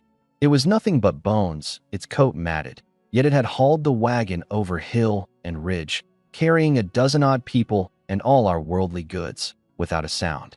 2 had fled with us. 1 died on the road. This was the last. It dipped its head, cropping at a root, and as if it sensed something, it lifted its head and let out a low whinny. That sound went into every heart like a needle. Tainyo was the first up, objecting. No, this is our only wagon. Kill it, and how do we move the supplies? How do the old and weak walk? On foot. 3 days, and we're all wolf feed. Tainyo's right. The herb woman braced on her cane, her hands shaking. This horse understands people. It's fled the whole way with us. I've lived 60-odd years and never done a thing so heartless. But Aunt Lee stepped forward, craning her neck. I say old Zhang's right. The food's not even enough. Who cares about the wagon? 1 horse is 400 caddies of meat. Enough for 13 for 5, 6 days. Plenty to reach Qingshui village. Beats starving to death. That's right. Sister Zhang chimed in, longing in her eyes. Kill the horse. Eat 1 full meal. Get the strength to walk. Kill the horse. And how do we get to Qingshui village? Tainyo roared. With old folks, children, and a newborn, walk dozens of li on foot? Aju's wife just died. You want him carrying the baby over mountain roads. Still beats starving. There are soldiers on the main roads. Old Zhang spoke up suddenly. We fled here off the main road. Did you forget? Aunt Lee was choked silent. Take the back trails. Tainyo sneered. Slower going. The food runs even shorter. 60 li on foot. The old and young take days. And days eat through how much grain? You done the math. Both sides argued red in the face, spit flying. The ones in favor thought of the life right now. However precious, a horse is still a beast. How does that weigh against a human life? The ones against thought of the road ahead. Kill the horse, and you've cut off your route. Reach Qingshui village with no wagon and no supplies, and you die all the same. Neither would give. I sat on a rock, looking at that horse, struggling inside too. Killing the horse really would put out the fire at our feet. But kill it, and we'd cut off our retreat. What I wanted wasn't a hand-to-mouth, one step at a time survival. It was to truly take root in these wildlands, build a stronghold, lay a foundation. Enough! I shot to my feet and roared. The hollow went dead silent. Every eye gathered on me. In old Zhang's was expectation, on Tai Nyo's face urgency, and in Ah Gui's cold eyes, for the first time, a ripple. The horse looked at me too, its eyes full of fear and helplessness. I was silent a long while. Then I spoke. This horse, we don't kill it. My voice wasn't loud, but it landed like a stone on every heart. Don't kill the horse? Then eat what? Antley was the first to jump. In 3 days we all starve. Kill the horse and there's a way to live. Don't, and it's a dead end. Sister Zhang's voice was shrill. Old Zhang frowned too. Young lord, this idea was mine. I know it's cruel, but it's the only way left. I swept the faces, and my gaze came to rest last on the horse's big, wet eyes. Who says if we don't kill the horse, we starve? I gave a cold smile. Everyone went blank. I didn't explain. I turned and headed out of the hollow. Little stone, grab a few stones. The sharper the better. The boy took off and was back in no time, cradling a heap of sharp stones. Come on, to the Qingshui River. The crowd traded looks, but followed. Even the horse was led along, walking last, as if it knew these people were arguing over its life. At the bank, the Qingshui ran clear to the bottom, schools of little fish swimming back and forth, the biggest no thicker than a finger. This? Antley pulled a face. That stuff's not enough to stick in your teeth. Small is still meat. I didn't turn my head. One's not enough. 10. 10's not enough. 100. This river's got thousands at least. How many days does that feed us? I picked up a sharp stone, weighted, fixed on the slowest swimming little fish, adjusted my wrist, and snapped it out. Smack. The water burst. When it settled, the fish floated belly up on the surface. Got it. Little stone yelped. He really got it. I didn't stop. Another stone, smack. A second, smack. A third, a fourth. My throws were quick and true. In a quarter hour, I'd hit over a dozen. A ling and little stone ran to gather them, heaping them on the bank, close to half a caddy. I shook the water off my hand. See that? That's the method. No net, no hook, just stones. The crowd stared at the heap of fish, then at me, eyes full of shock. Chen the carpenter copied a throw. Plunk, the fish long gone. It's not just strength. I smiled. The fish moves. You've got to hit where it's swimming to. Practice and you'll get it. Antley stood behind the crowd, her face flushing red and white by turns. She doubted hardest just now, and now the facts had slapped her clean across the face. She lowered her head, not daring to meet my eye. Sister Zhang shrank sheepishly to the back too. The Qingshui's full of fish. My voice rang clear. Master the method and a few dozen caddies a day is no problem. Add the kudzu and the wolf meat. Never mind 3 days. We can hold to Qingshui village and well past it. I walked to the horse and stroked its neck. The horse lowered its head meekly and nuzzled my hand. This horse can't be killed. It's our legs, it's hope. Keep it. And it can pull the wagon, pull the supplies, carry us to Qingshui village, and farther, to a place to settle, to build a home of our own. I turned, my gaze sweeping every face. I know everyone's hungry and scared, but you can't cut off your own retreat for one mouthful. Follow me, Lu Feng. I promise you all, we don't kill the horse, and we'll still survive. Not just survive, we'll live well. The hollow was silent. Everyone looked at me. The scab still on my forehead, my clothes in rags, my frame thin. But in my eyes there was something, like fire, like light, like the first ray of hope kindled in the dark. Old Zhang was the first over on his cane, tears in his clouded eyes. Young lord, this old man was wrong. I shouldn't have proposed killing the horse. You're right. We can't see only what's at our feet and forget the long road. I believe you. I'll follow you. Tai Nyo clapped a hand on my shoulder hard enough to nearly knock me flat. You saved this life of mine. Anybody brings up killing the horse again, I'm the first to say no. Ague walked over in silence and nodded at me. In those cold eyes, for the first time, there was warmth. The herb woman took my hand and patted it gently. Good child. You really do treat us as people, not as beasts of burden. Aju came over with the baby, silent a long while, his eyes red, and forced out just 2 words, "Thank you." I knew what he was thanking me for, the horse. His wife had just died. To kill, on top of that, the horse that had fled the whole road with them, would have left him with no idea how to face this world. Follow the young lord. Don't kill the horse. Catch fish, dig kudzu. Live. Build a home of our own. The crowd shouted as one, startling a flock of birds into the air. The horse threw back its head and gave a long whinny, echoing through the hills. A warm current surged in my chest. I'd done it. Not just spared the horse. I'd drawn this group's hearts fully together. That mattered more than however many fish we caught, however much kudzu we dug. Since everyone trusts me, new assignments. Tai Nyo would take Chin the carpenter, bring a few more hands and a few more blades, and go dig kudzu in a group. Hit wolves, go back to back, shout loud, wait for support.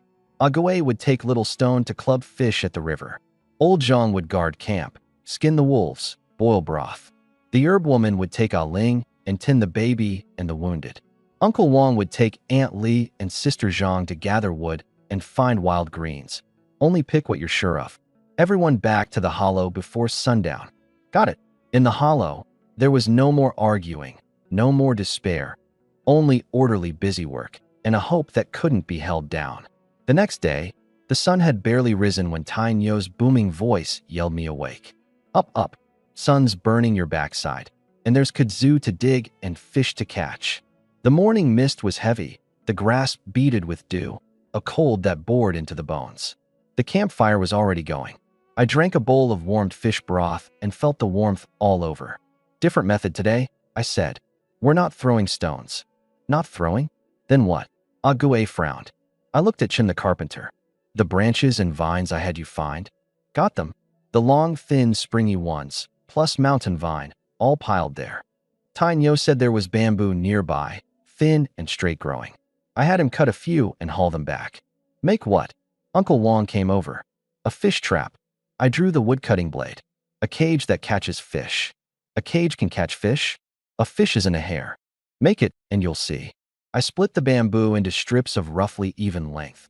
The blade dull, the bamboo hard. A few chops, then a rest. Half an hour to split out a pile. Then I wove.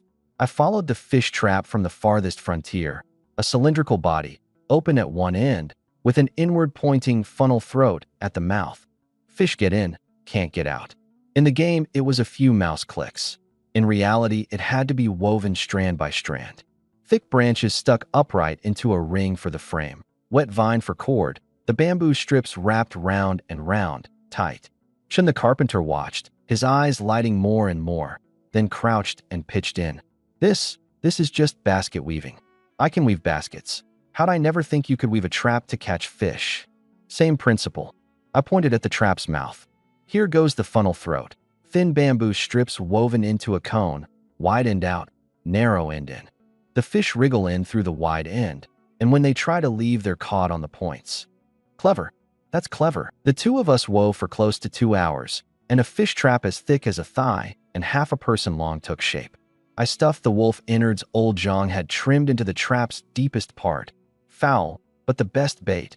Added a few bits of broken kudzu, sank it into a deeper part of the river, and weighed it down with stones. Come back and check in a few hours. Tai Nyo glanced back at the trap as he left, muttering, "It'll really catch fish? Why can't I believe it?" The sun leaned west. Tai Nyo's group dug back 20-some caddies of kudzu. No wolves this time. Ague and Little Stone clubbed 4-5 caddies of fish. The group gathered at camp, all of them waiting on that trap. About time, isn't it? Tai Nyo couldn't hold back. Come on, let's look. The whole crowd trailed after, even the herb woman tottering at the back with the baby. Everyone wanted to see whether that branch-woven cage could really catch fish. I gripped the vine and hauled up, hard. The moment the trap broke the surface, every one of them was stunned. Heavens, this many. The trap was packed dense with fish. Finger-long minnows, palm-sized crucians, and a few bigger than a palm, jostling and slamming so the trap rattled. I dragged it onto the bank, opened the funnel mouth, and tipped it out. Splash! The fish poured out like a waterfall, leaping and flipping on the ground, silver scales flashing dizzily in the setting sun. Grab them. Tai Nyo was the first to dive in. The crowd surged. Little Stone stuffed one in each hand into a sack, Gue crouched with both hands working. Even Uncle Wang dropped his greens and ran to help. Old Zhang counted as he gathered, and even he was startled by the end. 50, 60? No, 70, 80. A broken steelyard, found and weighed. 12 caddies, 3 tails. The crowd sucked in a breath. Yesterday, Gue and Little Stone clubbed half a day for 4, 5 caddies. This one trap, in a single haul, was 12. Young lord, Tai Nyo grabbed my shoulder, his face red with excitement. This trap of yours is amazing. Gue looked at the heap of fish, then at me, silent a long while, before he said, I've hunted 20 years and never seen a way to catch fish like this. How did you think of it? Heard it from someone once. Remembered it. Heard it from who? How come I never heard of it? He frowned. I didn't take it up, only clapped his shoulder. We've a few more from now on, dozens of caddies of fish a day, and food's no worry. Gue stared at me, an odd light flickering in his eyes, doubt, admiration, and something hard to name. I noted that oddness, and kept it to myself, saying nothing. That night, some of the fish went to broth, some were grilled, and what couldn't be eaten was salted and dried. A rich smell of fish filled the whole hollow. The crowd sat round the fire, holding grilled fish, drinking broth, eating in big mouthfuls, no one talking. Only the sound of chewing and the sighs of satisfaction. The baby took a few sips of fish broth in the herb woman's arms and fell quietly asleep, its little face flushed. Aju looked at the child, then at me, his eyes red again. I handed him a grilled fish. Eat, get full, then you've got the strength to care for him. He took a bite, chewed, and the tears came. He wiped them with his sleeve and kept eating. Off to the side, Tai Nyo was saying something that set everyone laughing. Gue broke into a rare smile. Little Stone laughed so hard he rolled on the ground. I watched it all, and a feeling I'd never had before rose in my chest. Not the achievement of clearing a quest in a game, something more solid, warmer. From this moment on, they truly took me for their lord. Not because I held a noble's title, because I could bring them through alive. Not because I could turn a pretty phrase, because I could make real things. The fish trap, the kudzu, the fishing, these were more persuasive than any words. The herb woman sat down beside me, watching the fire, and said slowly, Young lord, you know how everyone sees you now? I shook my head. They say, follow the young lord and not only do you survive, you get to live well. She turned to look at me. I heard those very words in my young days. The year we fled famine, an old clan elder said them. And later he really did lead everyone to build a village, and they had decades of peace. You're like him, a man of real ability. No, more able than he was. I looked up at the sky full of stars. Granny, I'll bring everyone through alive. Not just alive. I'll build a village, a town, a place where everyone can live in peace. The herb woman patted my hand. Granny believes you. The fire crackled, sparks rising into the night, vanishing among the stars. Now and then a wolf howl drifted from the distance, but the people in camp were no longer so afraid. They had fire, fish, kudzu, and each other, and a lord they could trust. I watched the fire, the corner of my mouth lifting. From today on, everything would be different. Cough, cough. A violent coughing fit tore through the camp's quiet. I was coming back from the Qingshui River when I saw, in one glance, Aju curled by the fire, his face flushed with fever, his lips cracked, clutching his chest, shaking with each cough. I hurried over and felt his forehead, scalding. When did this start? He was fine a moment ago, then the fever just came on. Old Zhang gathered round on his cane, his face full of worry. These wild hills are short on medicine. If the fever won't break, I fear something bad. Where's the herb woman? Tai Nyo wrung his hands. Grandmother went to the back hills to gather herbs. A gentle voice came from behind the crowd. She had me stay to look after everyone. It was Ah Ling. She came over with a bowl of medicine, crouched beside Aju, braced his shoulder, her voice soft. Brother Aju, don't be scared. This is the fever medicine grandmother brewed. Drink it, and you'll feel better. She fed him spoon by spoon. Aju choked once, and she quickly set the bowl down and patted his back. Slow, no rush. That medicine can break the fever? I asked. Ah Ling nodded. I've learned a little from grandmother. I know some herbs, can handle minor hurts and ills. For a fever like this, we still have to wait for grandmother to decide. Before long, the herb woman came hurrying back with her basket. She felt his forehead, lifted an eyelid, pressed an ear to his chest, and listened, then let out a breath. Chill and fever, not serious. 2 doses of medicine, 2 days rest, and he'll be fine. The group all relaxed.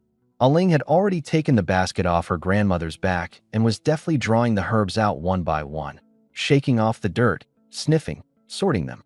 Bupleurum for fever, Schizonepida to clear the surface, Siler to drive out the chill. She murmured as she sorted, like reviewing a lesson. The herb woman, brewing the medicine, said to me, "This granddaughter of mine has gathered herbs with me since she was small. She knows a fair number of plants and can handle minor hurts. From now on, when anyone takes a knock or a chill, they can come to her." That night, Aju drifted in and out, coughing whenever he woke. Each time, Aling rose to bring warm water and a damp cloth. Once Aju threw up all his medicine.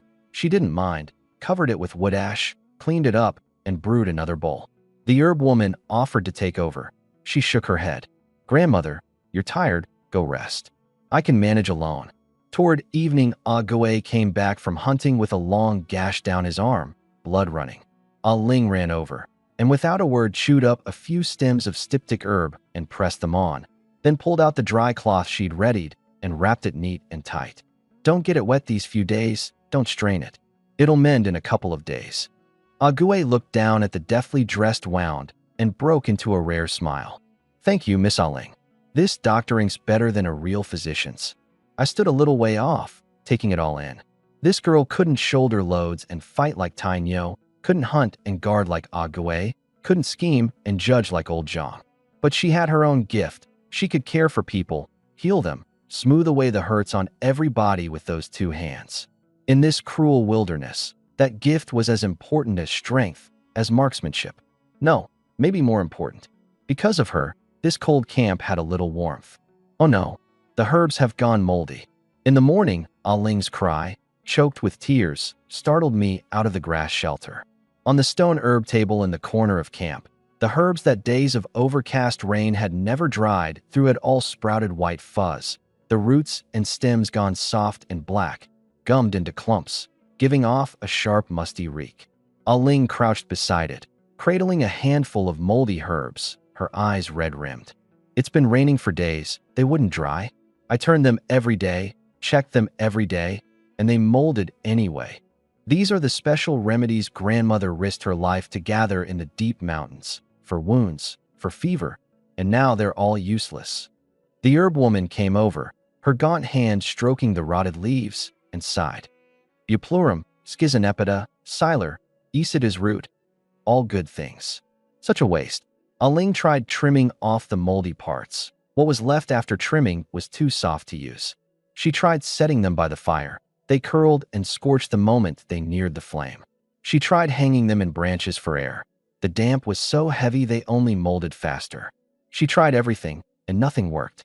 She sank to the ground, hugged her knees, buried her face in her arms, and sobbed. "I'm so useless.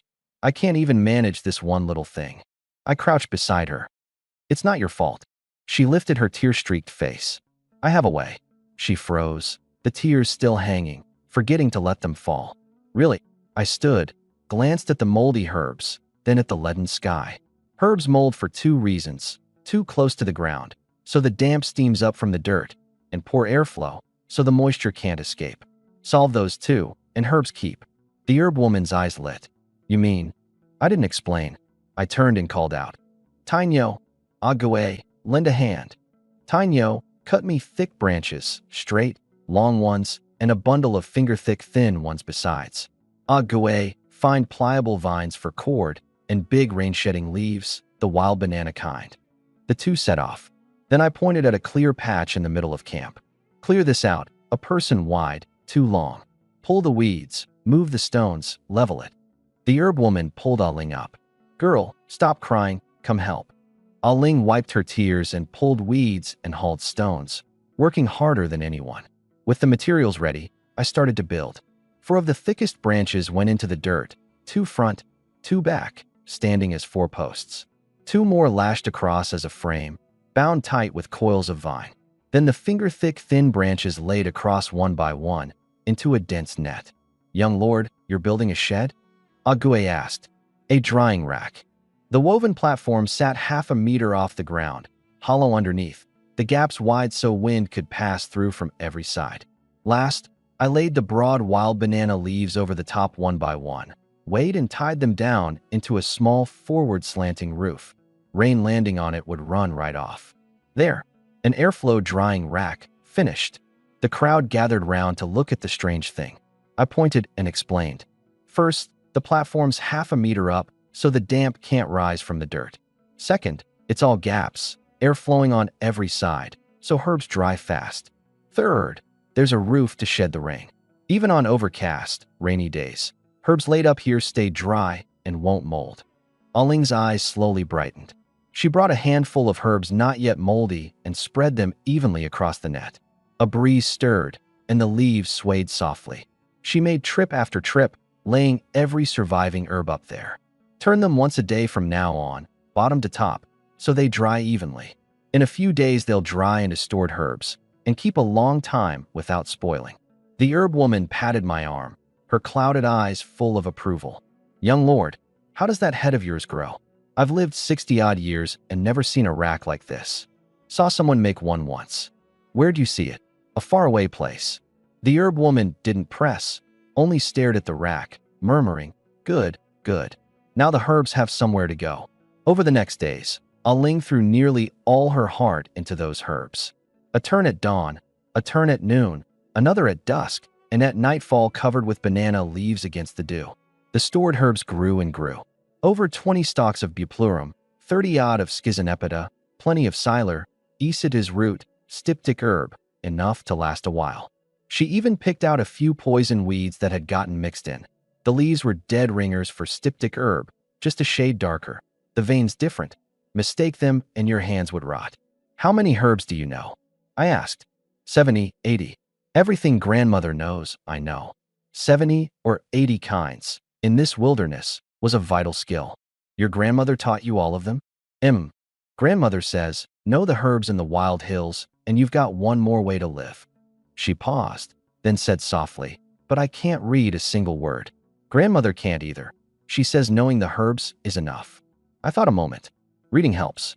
When I've got time, I'll teach you. If you could write down these herbs' names, uses, and doses, then later you blend by the recipe. Steadier than carrying it all in your head, and you can pass it on to those who come after. Aling froze, not daring to believe. Really, really. She nodded hard, taking it as a hope worth the world.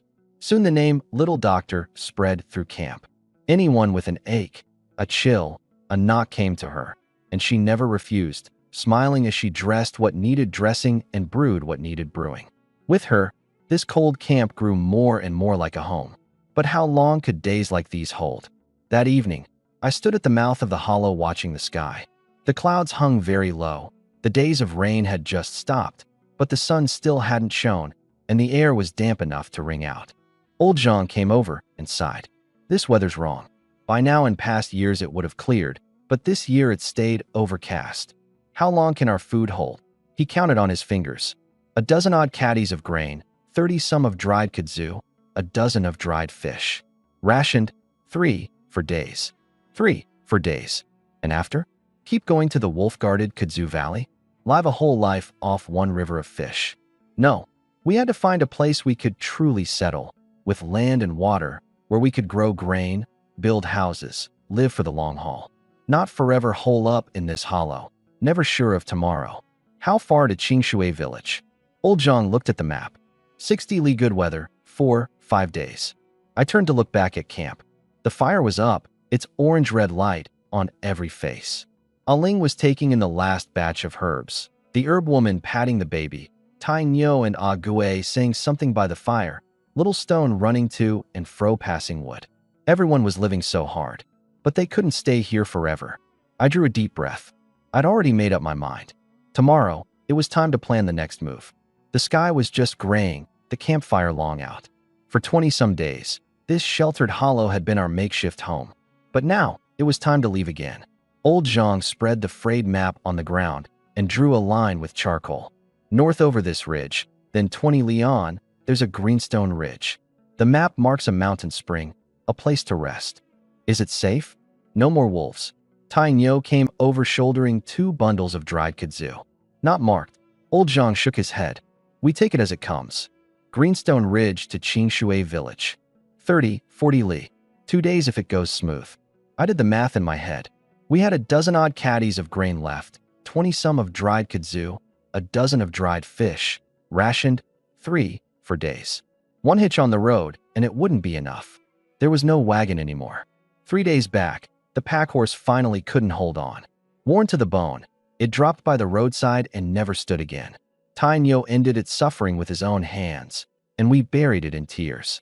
The wagon we broke down, taking the usable boards and tools. The rest we had to leave. From now on, it was 2 legs only. Move out. The column went along the trail north of the hollow. Tai Nyo out front hacking through brambles. Ah Gue scanning warily, old Zhang in the middle on his cane reading the way, me at the rear, looking after the herb woman and Ah Ling. The sun climbed harsher, not a breath of wind. Both sides of the trail were bare. We walked like people in a steamer. About an hour in, Ah Gue suddenly raised a hand, crouched, and pointed at a string of prints. Someone passed through. A day or 2 ago at most. Children's prints and bound feet, refugees. Refugees. My heart sank. More refugees ahead might mean less food, harsher ground. Stay sharp, keep moving. Another half hour, and the herb woman's steps grew slower, her breath ragged. Young lord, this old woman can't walk any further. Go on, leave me, don't mind me. Granny, you can't leave me. Ah Ling was near tears. Ahead was a steep ridge. Over it lay Greenstone Ridge. Behind was a dead end. I gritted my teeth and crouched. Granny, I'll carry you. How can that do? No arguing. I hauled the old woman onto my back without another word. Tai Nyo opens the way. Ah Gue watches. Old Zhang helps Ah Ling move.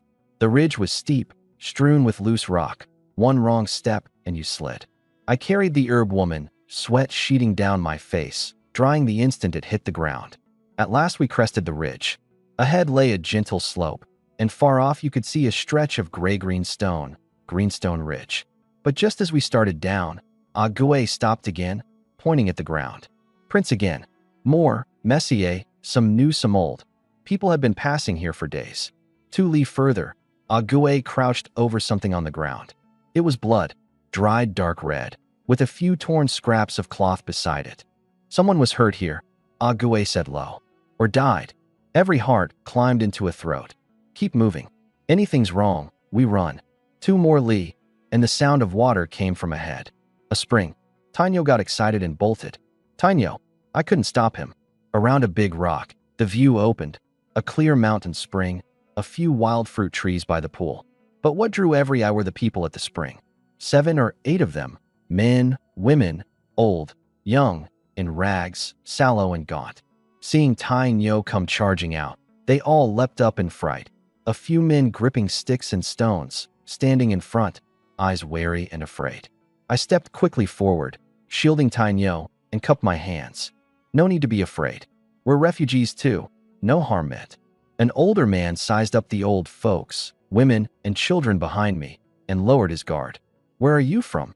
Blackrock Ridgeway. We're heading for Qingshui Village. Blackrock Ridge.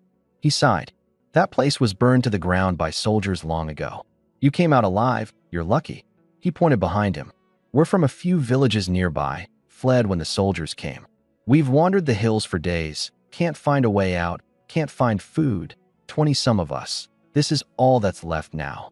A heaviness settled in every heart. I turned and waved.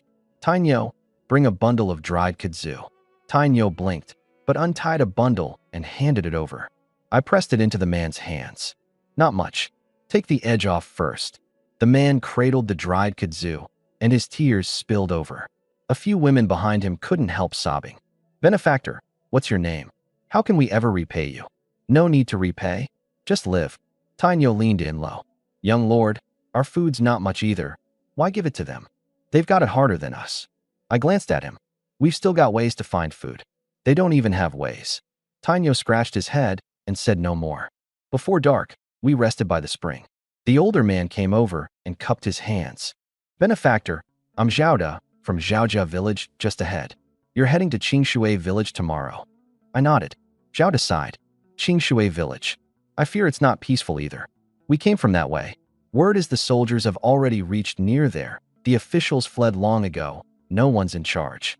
My heart sank. Qingshui village wasn't safe either. So where could we go? But they say Lulin town's still all right, with garrison soldiers holding it, Zhao added. It's just far, a few hundred li. No telling if we can make it. Lulin town, a few hundred li, over hills and ridges, with old, weak, women and children. Could we make it? I didn't know, but I knew we had to go. Stay, and there was only a dead end. The night deepened, 2 campfires burning by the spring, lighting 2 utterly different faces. One weary but still hopeful, one despairing and just now glimpsing a sliver of light. Tomorrow, we walked on. At first light, Gue and Tai Nyo went into the woods to hunt. I took a few pieces of dried fish from the grain sack for Zhao Da's group. The kudzu gruel they'd boiled was so thin you could see your reflection. Young lord. Old Zhang hesitated. I knew what he meant to say, but I pushed the dried fish over anyway. Get full, then there's strength to walk.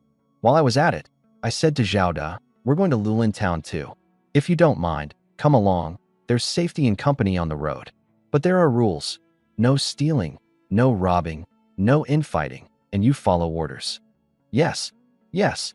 Zhao Da was so moved he nearly dropped to his knees, then turned and shouted to his people.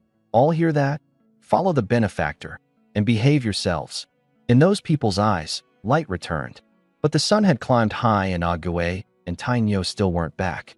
As my unease grew, hurried footsteps came crashing through the woods. It was Tai Nyo. He came stumbling and scrambling out, drenched in sweat. Young lord. Trouble. Ague surrounded by wild boars. Lead the way. I snatched up my blade and charged. Zhao Da grabbed a club and followed. Over a slope, the boars' squeals, the men's roars, and the crack of breaking branches tangled together. I rushed in and sucked in a cold breath. For wild boars. The lead won a good 300 caddies, 2 tusks like daggers, head down and charging Ague. Ague dodged behind a tree, his ankle twisted, no time to knock an arrow. Tai Nyo, draw it from the front.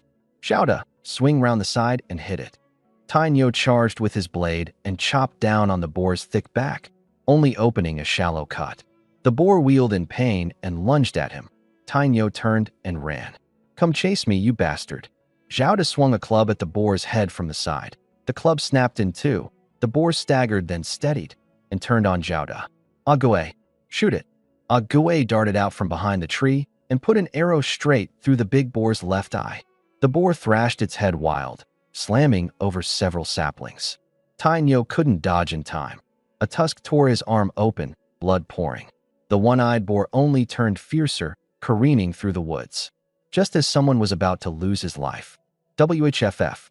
An arrow split the air, fast as a black bolt of lightning, and drove dead center into the big boar's one remaining right eye. Squeal. The boar's massive body reared straight up, forelegs pawing, then crashed to the ground, kicking up a cloud of dust, twitched a few times, and went still. The other 3 squealed in terror and bolted deep into the woods. I looked up toward where the arrow had come from. On a branch not far off stood a young woman. One hand braced on the trunk, the other still holding the loosing pose. 17 or 18. A brown hunting outfit cinched neat at the waist, a head of black hair bound high in a ponytail.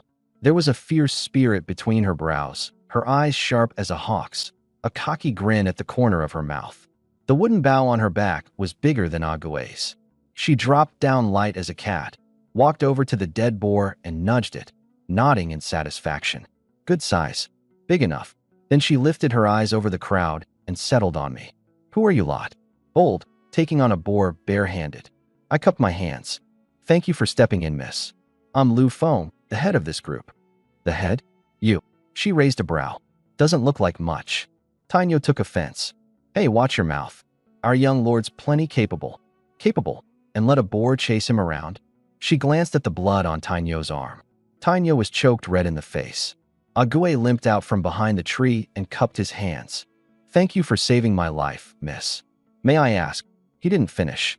The 2 of them froze at the same instant, staring, disbelief flashing in both their eyes. Brother? The young woman's voice trembled. Gui's lips quivered. Ah, Xiang. The young woman rushed over and threw her arms around him, half sobbing. Brother, it's really you. I thought you were dead. Gui held her too, tears bursting out. Xiang, how are you here? The brother and sister clung together, crying and laughing at once. Only then did it click.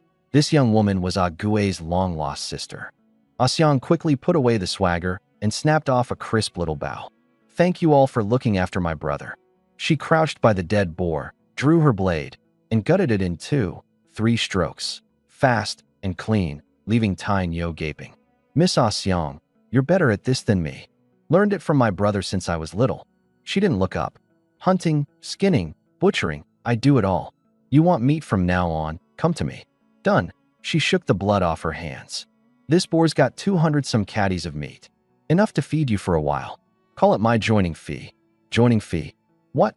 Not welcome to have me. Her eyes were bright on me. My aim's better than my brother's. For hunting and guarding against beasts, one of me's worth 3. Turn me away, and it's your big loss. I smiled. The girl spoke plainly. Welcome, of course. With you here, we're a lot safer. She crouched again and squeezed Gui's ankle. Bone's fine. You twisted the tendon. Rest a couple of days. Don't strain it. Xiang, you've gotten thin. Gui's eyes reddened again. You're thin too, brother. We get to Lulin Town, we'll both fatten up. I watched this brother and sister reunited in the chaos, and a warmth rose in me. From now on, you're with us, I said to Xiang. No more being alone. Sure, I've got nowhere else to go anyway. She added, let me lay it out first. I'm quick-tongued. I speak my mind, so don't take offense if I rub you wrong. And don't stand there backseat managing me when I'm hunting. Everything else, we're good. Fine, all as you like. By the spring, the fire went up, boar meat sizzling over it, the smell spreading. I had Xiang share some with Zhao Da's group and boil a pot of meat broth so everyone could build up. The crowd sat round the fire, smiles long absent back on their faces. I asked Xiang, you were alone in the hills before? After my brother and I got separated, I went deep into the hills. I grew up in the mountains, hunting, foraging, finding water. None of it stumps me. I've run into wolf packs, boars, vipers, killed a few, outran a few, and here I am. You weren't afraid? She flashed white teeth. Will fear feed you? I learned young. In these hills, either you eat it or it eats you. Want to live? You've got to be meaner than they are. That gave me a jolt. Right. In these wildlands, to live, you've got to be meaner than the beasts. I looked round the group. Gui steady, Tyne Yo fierce, Old Zhang shrewd, Ling healing, and now Xiang's bow, sharp and ruthless, added in. The group was getting stronger. The road ahead was long, the dangers many. But as long as these people were together, there was no hurdle we couldn't get over. The sun sank west, peace settling over the spring. Zhao Da's people had color in their faces now, no longer the look of the starving near death. Xiang stood and put out a hand to me. Young lord, from now on, I'm your man. I blinked. Before I could react, she'd pulled the hand back and laughed. Just messing with you. I mean, I'm in. I didn't know whether to laugh or cry, and laugh too. Tomorrow we'd be on the road again. But today was a good day. 5 days after rerouting. The dark clouds hung low, like they meant to collapse. I stared at the pitifully small pile of food before me, my brows nodding. The grain sack was so flat only a bottom layer was left, a small heap of dried kudzu, a few scrawny strips of dried fish. Old Zhang crouched on the ground, the charcoal scratching a long while, then looked up, his face grim. Counted it. 6 caddies of grain, 11 of dried kudzu, under 2 of dried fish. Under 20 caddies. 23 people. Old Zhang's voice was hoarse. Rationed, 10 caddies a day, 2 days. 2 days. Anywhere nearby to restock? Old Zhang shook his head. Far off the beaten track. The map marks nothing. This trail to Lulin Town is the shortcut and the most desolate one. You won't see a soul for dozens of li. Gui crouched over low. Young lord, hunting's gotten harder by the day. The game's all but vanished. A whole day yesterday for 2 hares. Tyne Yo rubbed his eyes and came over. How many days of food left? 4 days. Old Zhang answered for me. And after 4 days? Live on the wind. No one took it up. Zhao Da's group gathered round too, faces full of panic. We starved to death in 2 days? Don't panic. I raised a hand to still the murmuring. Food's short, so we go find it. These hills have plenty to eat. Wild greens, fruit, kudzu. Find it, and we don't starve. But around here, Zhao hesitated. If not around here, then deeper in. I pointed at the distant mountains. There's a bigger valley over there, bound to have kudzu. Tomorrow I'll take people to dig. I'll go too. A voice came from the side. It was Ah Ling, still gripping a stalk of herb, a rare firmness in her eyes. What would you go for? Digging kudzu is heavy work. I can help. She cut me off, her voice quiet but earnest. I gather herbs with grandmother. I've walked every kind of mountain trail. I know kudzu, and I dig carefully. If anyone gets hurt, I can treat them on the spot. Ague argued. That place is dangerous. We grown men can handle it, right? And if we hit a beast, we'd have to look after you too, Tainyo added. Aling's face flushed, but she didn't back down. I won't be a burden. Why do you have to go? I asked. She lowered her head, silent a while, then looked up at the pitiful pile of food, her voice catching. These days, I've watched everyone go hungry. Grandmother doesn't get enough. Her body's getting worse. Brother Ague comes back from hunting with his legs shaking. Big brother Tainyo has a bowl of thin gruel a meal. The child at Uncle Zhao's cries from hunger. I'm not strong. I can't hunt. I can't carry loads. But I can dig kudzu. I've done it since I was small, faster than anyone. Let me go? I won't hold anyone back. Something tugged gently at my heart. This girl knew the danger. She knew, and still she wanted to go, because she too wanted to do her part for this group. All right. I nodded. Stay with Asyong. Don't wander off. I named the team Ague to scout and guard against beasts, Tainyo for muscle, Asyong for her aim and quick wits, Zhao plus his nephew de Zhuang, a stout, honest fellow of 27 or 8, and me and Ah Ling, 7 in all. The old and weak stayed in camp, with old Zhang and the herb woman watching over them. 20 li north, there's a valley. Old Zhang pointed at a blank patch on the map. No name marked. People call it Wolf Valley. Wolf Valley? Are there wolves? You can guess from the name. But that was long ago. Whether there are now, hard to say. Wolves or not, we have to go, I said. It's the nearest place that might have kudzu.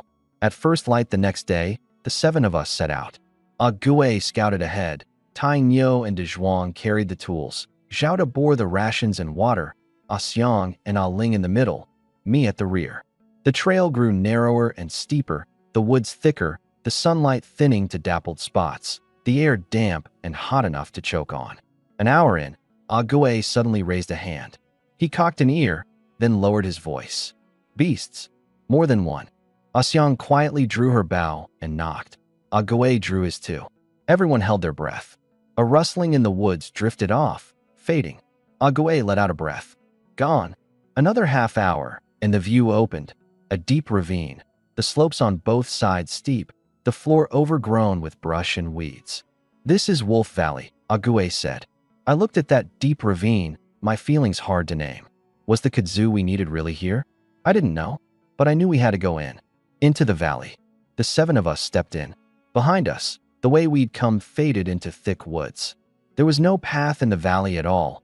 Loose rock and brambles everywhere, every step taken with care. Ague parted the brambles with his bow. Tainyo and de Zhuang hacked through the densest branches. This cursed place doesn't even have a road, Tainyo grumbled.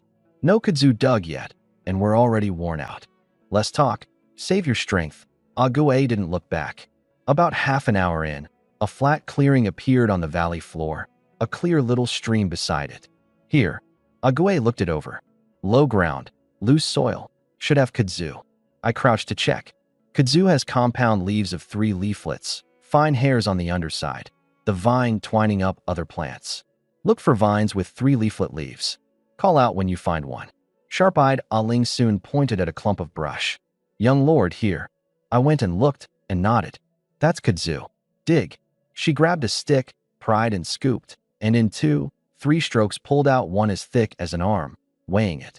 3 caddies at least. After the first, the rest came easier. The group spread out, each digging their own. But I noticed something off too, strange trampled marks on the ground. A black shape flickering now and then on the far slope, a beast's rank musk in the air. Ague. He followed my eyes, his face turning grave. There are beasts. They don't come out in daylight. Have everyone hurry. Dig as much as we can before dark. Aling dug hardest of all. Pry it loose, scoop the dirt, shake it clean, stack it neat, one after another. Her fingertips were raw, blood seeping, and she didn't stop. Rest a bit. Your hands are torn, Asyong said, pained. She shook her head and smiled.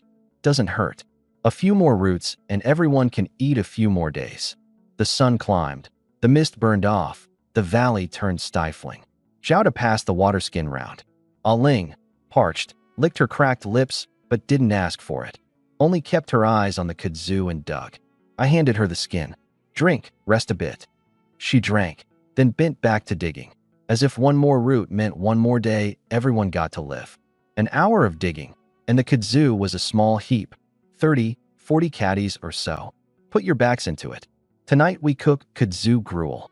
Just then, Aling stood and walked toward a steep slope a little way off. Where are you going? Asyong called. She pointed up the slope. There are big ones up there, a dozen caddies at least. I'll dig them. The slope was steep, all but pathless. Too steep, don't go. Asyong couldn't stop her and could only follow up to mind her. The two climbed half the slope hand and foot. Aling dug out the first, a good 4, 5 caddies, thicker than an arm. A few more, and we've made our trip. Thrilled, she dug at the second. This one was buried deeper. The dirt beneath her feet had started to loosen. Aling, this soil's a bit loose, Asyong warned. Aling nodded, but couldn't take her eyes off that root. Just a little more. She gave a hard pry. Crack. The stick snapped. Her body lurched. Her foot slipped. Ah! She pitched backward and rolled down the steep slope. Asyong grabbed for her and caught only air. Aling. I heard the cry, jerked my head up, dropped my stick, and rushed over. Aling tumbled all the way down over rock and bramble, stopping only when she slammed with a thud into a big boulder at the foot of the slope. I ran to her side.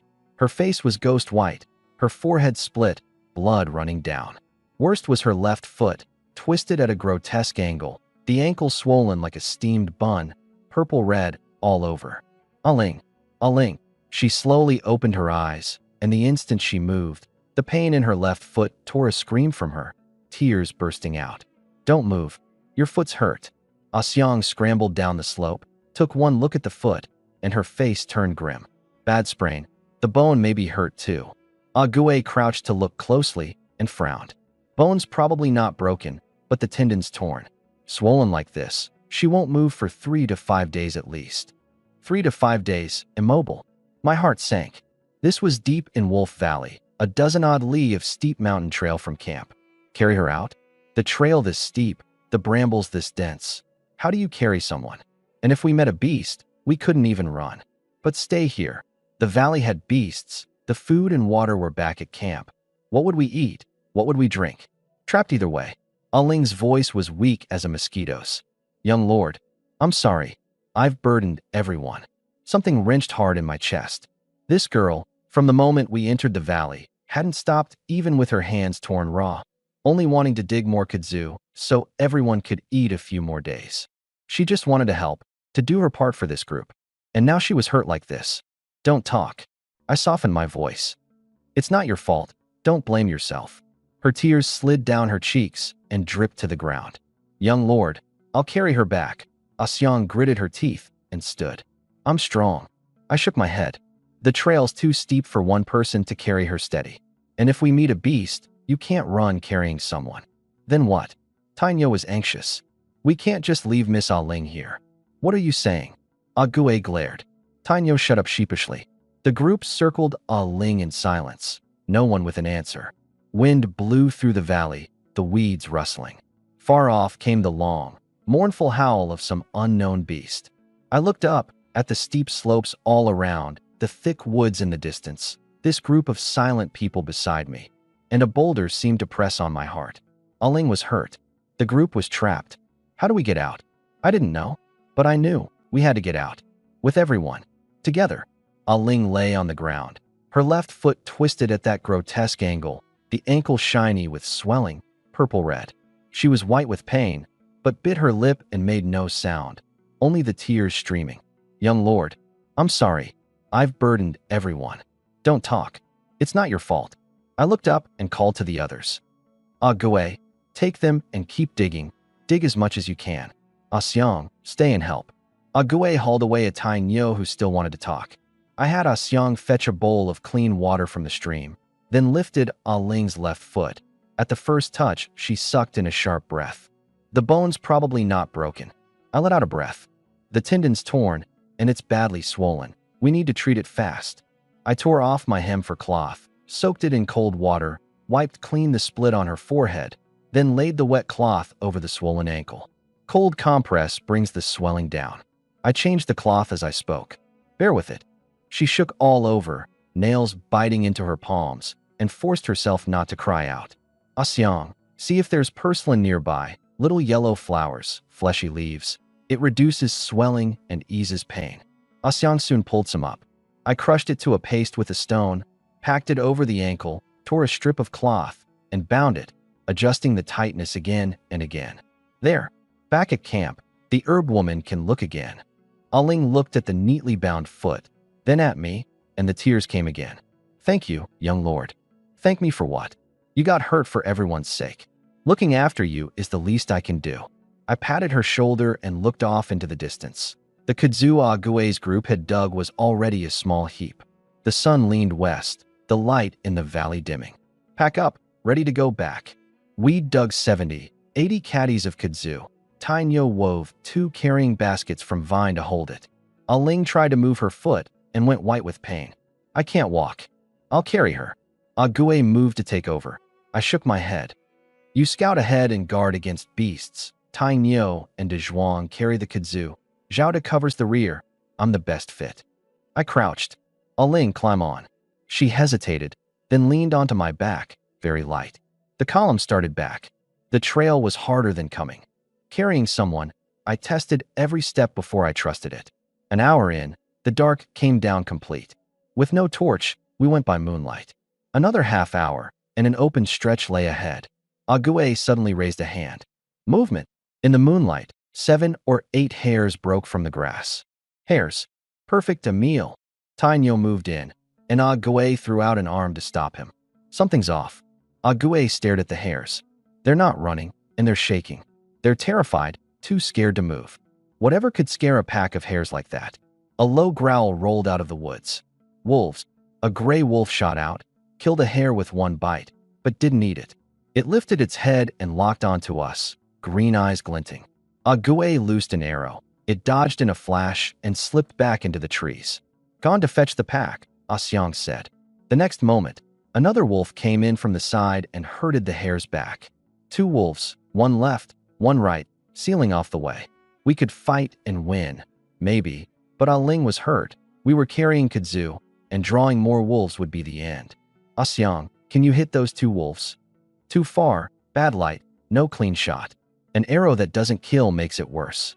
As we spoke, a panicked hare blundered into my leg. Ah Xiang's eyes lit. I've got it. She drew and knocked, but her aim wasn't the wolves. It was the scattering hares. WHFF. WHFF. 1 arrow, 1 hare, aiming for the hind legs, the rump, not to kill, just to leave them wounded and unable to run. The hares squealed and thrashed on the ground, the smell of blood spreading. The 2 wolves' eyes gleamed brighter, drool running. Quick, while they're on the hares, go. Sure enough, the 2 wolves couldn't resist and pounced on the wounded hares. Move. I hoisted Ah Ling and ran. A few dozen yards on, behind us came the sound of wolves tearing and hares screaming. Ah Xiang glanced back. They're eating, not chasing. We didn't stop until we ducked into a thick stand of woods, gasping. Ah Xiang walked over carrying 2 hares and tossed them down. Not a wasted run. These 2 are still good to eat. Wolf leftovers. No sense leaving them. Tai Nyo laughed loud. Miss Ah Xiang, in a spot like that you still grabbed 2. I looked at her, warmth in my chest. The girl, sharp aim, bold, quick-headed. Without her just now, we'd have been stuck. Thank you. Thank me for what? I'm part of this group too. Back at camp, old Zhang and the herb woman were already waiting. The herb woman took one look at Ah Ling's foot and her face changed. She undid the cloth and looked closely. Bones fine, tendons torn. She drew a few stalks from her basket and crushed them to paste. No ginseng, best there is for blood and bruising. Pity there's only a few, just enough. She redressed and rebounded, steadier than I had. Old Zhang cleaned the two hares, skewered them, and set them over the fire. The fat dripped into the flames, sizzling, the smell soon filling the camp. Tainyo crouched by the fire, all but drooling. The hares done, cut up and shared out. Tainyo, heedless of the heat, took a bite that left his whole mouth glossy with grease. Good. Miss Axiang's aim is incredible. I carried my own piece over to Ah Ling. Eat. Build yourself up. You eat it, young lord. I'm not hungry. Not hungry, you still eat. You're hurt. You need the strength. She held the meat, biting in small bites, the tears coming again, swallowed down with the meat. The group sat round the fire eating, no one talking, but it was a satisfied silence. Axiang leaned against Ague. Brother, let's just stay with the young lord from now on. Ague nodded. We stay. I took the first watch, looking at this sleeping crowd, very tired but at peace. Because they were all still alive, all still beside me. Late in the night, the coals burned down to a dull red. I kept watch, poking at the embers with a branch, thinking of tomorrow. Can't sleep? Axiang had sat down beside me without my noticing, her hair still wet, just back from the stream. My brother snores loud enough to kill you. She put out her hands to the fire, then suddenly asked, Young lord, where are you from? I paused. A faraway place. She didn't press, cupping her chin and watching the fire. I saw a noble once as a kid. The magistrate's son, up on a horse, nose in the air, never spared us a glance. She turned to look at me. But you're different. You work like us, dig kudzu, carry people, and whoever talks to you, you listen, really listen. We're all in the same boat. Nobody's higher than anyone. Same boat. She tilted her head. It means we're all in it together. We're fleeing, after all. Just being alive is something. She turned that over, then asked, those methods of yours, the fish trap, the drying rack, clubbing fish with stones, where'd you learn them? I grew up in the hills, and I've never seen them. My chest tightened. Ah Ling had asked the same. Axiang's eyes were sharper, harder to put off. An old man taught me long ago. He'd traveled all over, seen a lot of the world. And the old man? Dead. A long time ago. Axiang was quiet a moment. Pity. If he were alive, he'd have plenty more to teach. I said nothing. This story I had to keep straight. There'd be more people who'd ask. She smiled again. First time I saw you, I thought, this fellow's all in rags, nothing like the noble I'd pictured. Then I heard you clubbed fish with stones and got even more curious. What's in this guy's head, that he knows everything? I only know a little, and it's still impressive. She turned serious. My brother says, if not for you, they'd have died in that hollow long ago. Following you's tiring, but it's steadying. You know you won't let everyone starve. I thanked her for stepping in earlier. She waved it off. Small thing. You're the one. Carried Ah Ling all that way. You must be wrecked. After a silence, she said suddenly, Young lord, you're a funny one. You don't know what's ahead either, but you dare keep going. You're tired and scared too, but you don't let it show. You're not even sure we'll live, but you make everyone feel like, follow you, and we surely will. I went still, not sure what to say. She stood and stretched. Sleepy, going to sleep. She nudged Ague awake to take the watch and burrowed into her bedding. Night. I watched her, the corner of my mouth lifting. The girl spoke plainly, and every word landed right where it counted. I woke the moment the sky grayed, and the first thing I did was look up at it. The clouds were thick, ash gray, and pressed low, not the white kind that scatters. No wind, the air damp enough to wring out. I crouched and felt the grass, far more dew than the past days, a handful of water at a touch. I grabbed a fistful of dirt, wet, and it packed into a ball. Wrong. Old Jean came over on his cane, followed my eyes to the sky, then to the dirt in my hand, his face grave. Young lord, this weather. It may rain. Rain this season is no small thing. If it comes down hard, a flash flood can hit out of nowhere. A flash flood. My chest tightened. Bring the map. Old Jean spread it, his finger tracing. North as planned, we'd have to cross this low ground. There are rivers and a big lake. Can we go around? Go around east along the ridgeline, and we avoid these rivers. It's just a day longer. A day longer. A day more food gone. And Ah Ling still hurt, the group slower. But if we didn't go around, and the flood came, take the ridgeline. Avoid the rivers. Avoid them? What? Tainyo came over rubbing his eyes. It's just rain, flash flood? A day longer. Will the food hold? Not for certain. Possibly, I explained. This isn't something you gamble on. If it really comes, and we're right by the river, we can't run. Tainyo still wasn't convinced. Ague glanced at the sky. The young lord's right. This weather breeds trouble. Asyang came over too. Brother Tainyo, it's not the rain to fear, it's the flood. I've seen it since I was small. When that thing comes, it'll wash an ox clean away. Tainyo, do you trust me or not? He blinked. Course I do. Then listen to me. We go around. Tainyo opened his mouth, then finally nodded. Fine, we do as the young lord says. And just then, several muffled rolls of thunder came from the distance, low, as if from underground. Tainyo looked up at the sky and muttered, It really is going to come down. Asyang laughed. Convinced now, I stood at the edge of camp, watching the black mass of cloud. A day longer to go around meant the food was tight, but it beat being washed away by a flood. Once we reached the ridge, we'd find ways to hunt and forage to resupply. Another roll of thunder, nearer, louder. Move quick. It may rain. Let's get an early start. Take the ridgeline. Avoid the water. The column went along the ridge. Call it a ridge. There was no path at all. Loose rock, brambles, sliding scree. One wrong step, and you went down. Aling was strapped to a litter, carried in turns. She was white with pain, biting her lip, silent. The herb woman couldn't walk. I held her up. The sky darkened. Not dusk dark, but the dark of cloud bearing down. The leaden cloud was thick as a quilt. No wind. The air damp enough to wring. Quick, quicker. A drop of rain hit my face. Ice cold. Then a second, a third. Bean-sized raindrops came pelting down, fast and hard. It's raining. Little Stone shouted. Find cover. Tainyo yelled. We can't stop. I shouted. Get to higher ground. This rain will bring a flood. The word flood out of my mouth, and Tainyo's face went white in an instant. He hoisted the litter and charged ahead. The rain didn't fall, it poured. The path turned to bog in a blink, every step sinking to the point you couldn't pull free. A rock rolled down the slope and nearly hit Little Stone. Asyang yanked him clear. Everyone keep to the inside, away from the edge. I could hear a roar from the ravine. That was the sound of the flood. The herb woman sagged, about to drop. I swung her onto my back. I glanced back. In the ravine, muddy floodwater wrapped around trees and stones, surging down like a maddened dragon. Don't stop. Keep going. No one stopped, because that roar behind us was the very reason we could not. The water rose with terrible speed. The little stream that had been far below us became a churning river in moments, brown waves climbing toward the ridge.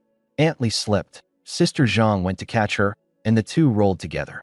Asyang rushed in and pulled them up. Zhu, carrying the baby, was slowest of all, the month-old infant, drenched, its little face going purple, its cries fading. Zhu, give me the child. I handed the herb woman to Asyang, took the baby, and tucked it inside my shirt, wrapping it tight. The floodwater had already covered the ground we'd just crossed. And right then, De Zhuang's foot slipped and he fell, the litter tipping, and Aling rolled off it, sliding down the muddy slope. Aling, I shoved the baby into Asyang's arms and threw myself down after her, heedless. She slid too fast, grabbing only mud, unable to stop. A rock checked her once, but the dirt loosened underfoot and she slid again, straight into the floodwater. I didn't hesitate. I leapt in. Young lord, Asyang made to plunge in too, and Ague locked his arms around her and held her. The water was too fast, too muddy to see anything.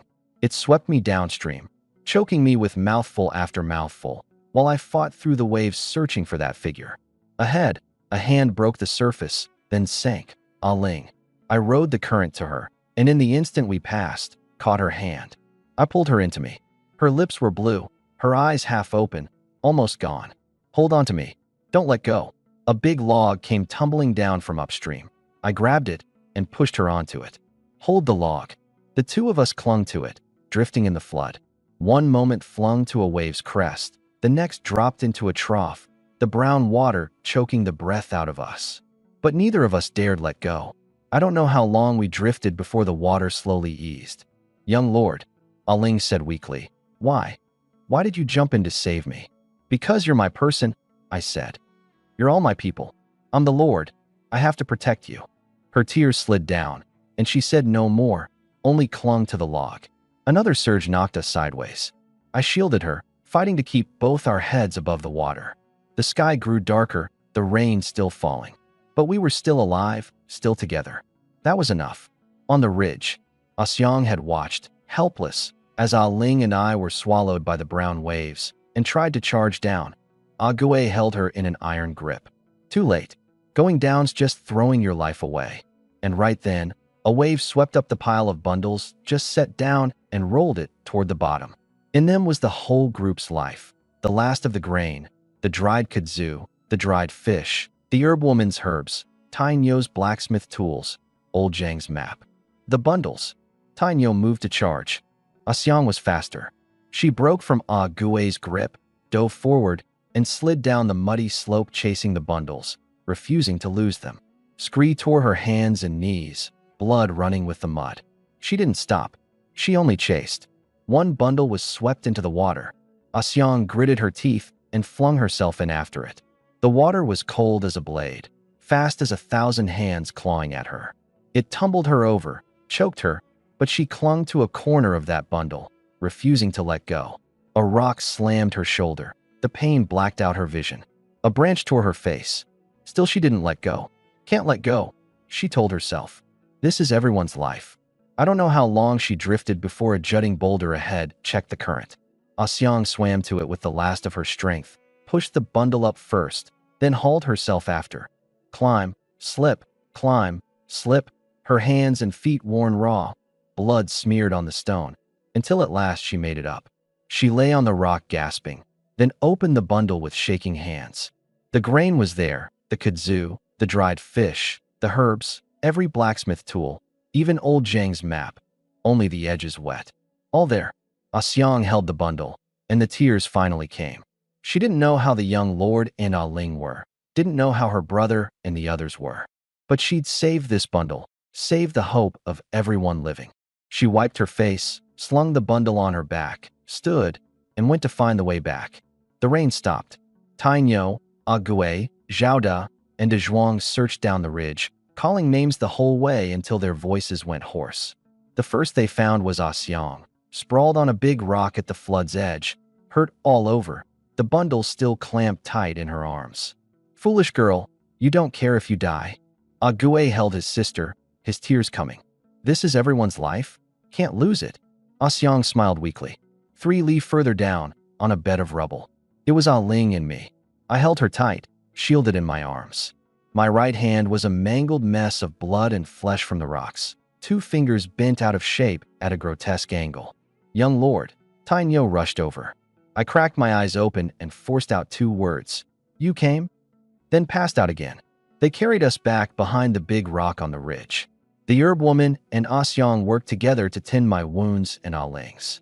Asyong, hurt all over herself, paid it no mind, passing herbs, tearing cloth, helping bind.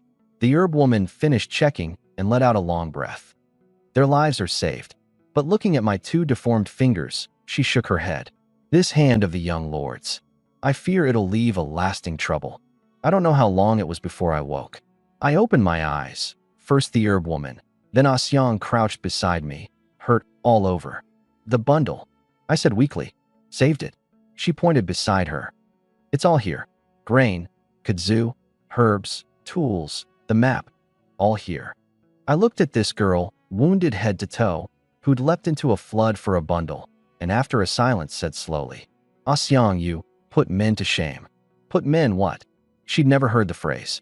The others all blinked too. "It means," I smiled, "you're a hero among women, braver and stronger than any man." Asyong froze. She was usually all swagger.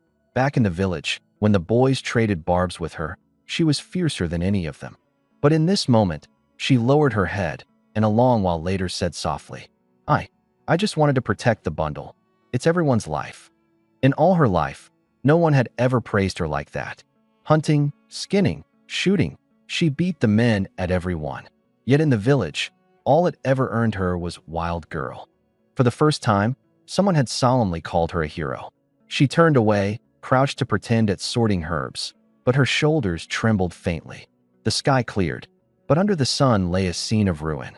Old Zhang crouched before that bundle Asyong had risked her life to save, going through it piece by piece.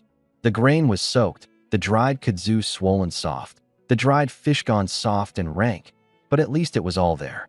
He was just letting out a breath when his hand stopped. A stench of rot. He leaned close to the spread grain, picking through it grain by grain. Some had grown fine white fuzz. Moldy. Black mold crept over the surface of the dried kudzu. The dried fish were the worst, several gone rotten, crawling with maggots. Can't eat it. Ague pinched up a moldy grain, sniffed it, and tossed it. This mold doesn't wash off. Eat it, and you sicken. Out here, sick means dead. Tainyo's eyes went red, and he actually grabbed a fistful of moldy grain to stuff in his mouth. Ague slapped it away. Are you mad? You want to drag everyone down dying with you? Tainyo froze, then sank down, covered his face. A grown man, crying like a child. Asyong knelt on the ground, picking up the moldy grains one by one, her hands shaking. I saved the bundle. How could it? I forced myself up, my right hand bound and useless, only my left to work with. Tally it. See how much is still left. Old Zhang picked through a long while, his voice shaking too. Grain was a dozen odd caddies, under 5 fit to eat. Kudzu, 7, 8 caddies usable. Dried fish, 2, 3. Under 15 caddies, all told. 20-some people. Rationed, 2 days. Tainyo drove a fist into the ground. Aling wept on the grass. It's all my fault, if not for saving me. Don't talk nonsense. I cut her off. It's not your fault. I went and crouched before Asyong, patted her shoulder with my good left hand. You did everything right. If not for you, this would have all been washed away, every scrap. She looked up at me, the tears coming again. I straightened. My right hand was useless, my body still weak, but I had to stand. Everyone stopped crying. What good is crying? The food's gone, so we find more. These hills have plenty to eat. Wild greens, fruit, kudzu, game. We'll always find something. The crowd lifted their heads to look at me. Now, tally up. How many people, how many wounded, how many able to move? And then, we find a way to live. The count. 21 people, 2, whether swept off by the flood or lost on the march, no one knew. Wounded. Me. Right hand broken, cuts everywhere. Aling, left foot badly hurt. Asyong, shoulder and legs cut up, but mobile. The rest mostly surface scrapes. Able to move, aside from me and Aling. Basically everyone. My hand was hurt, my legs were fine, I could walk. Food, under 15 caddies. 2 days. And after 2 days, no one spoke. I looked off into the distance. The clouds had broken a little, showing a faint blue. Sunlight spilled over the ruin and over this group of people. We'll live, I said, to them and to myself. We surely will. The moldy food lay spread on the ground, white mold and black, giving off rot. But no one looked at it anymore. Every eye rested on the one standing in the sunlight, the one who said he'd bring them through alive. We couldn't wait. With that little food left, every extra day was a day wasted. Old Zhang said there was a gully 20 li north with wild fruit trees and a stream. There ought to be fish. 20 li. On a normal day, you'd grit your teeth and get there. But now, it felt like a chasm away. I walked at the front, my right hand bound and slung against my chest, my left gripping the blade. Every step sent a searing pain through the broken fingers, cold sweat breaking out. But I didn't dare stop. I was the head.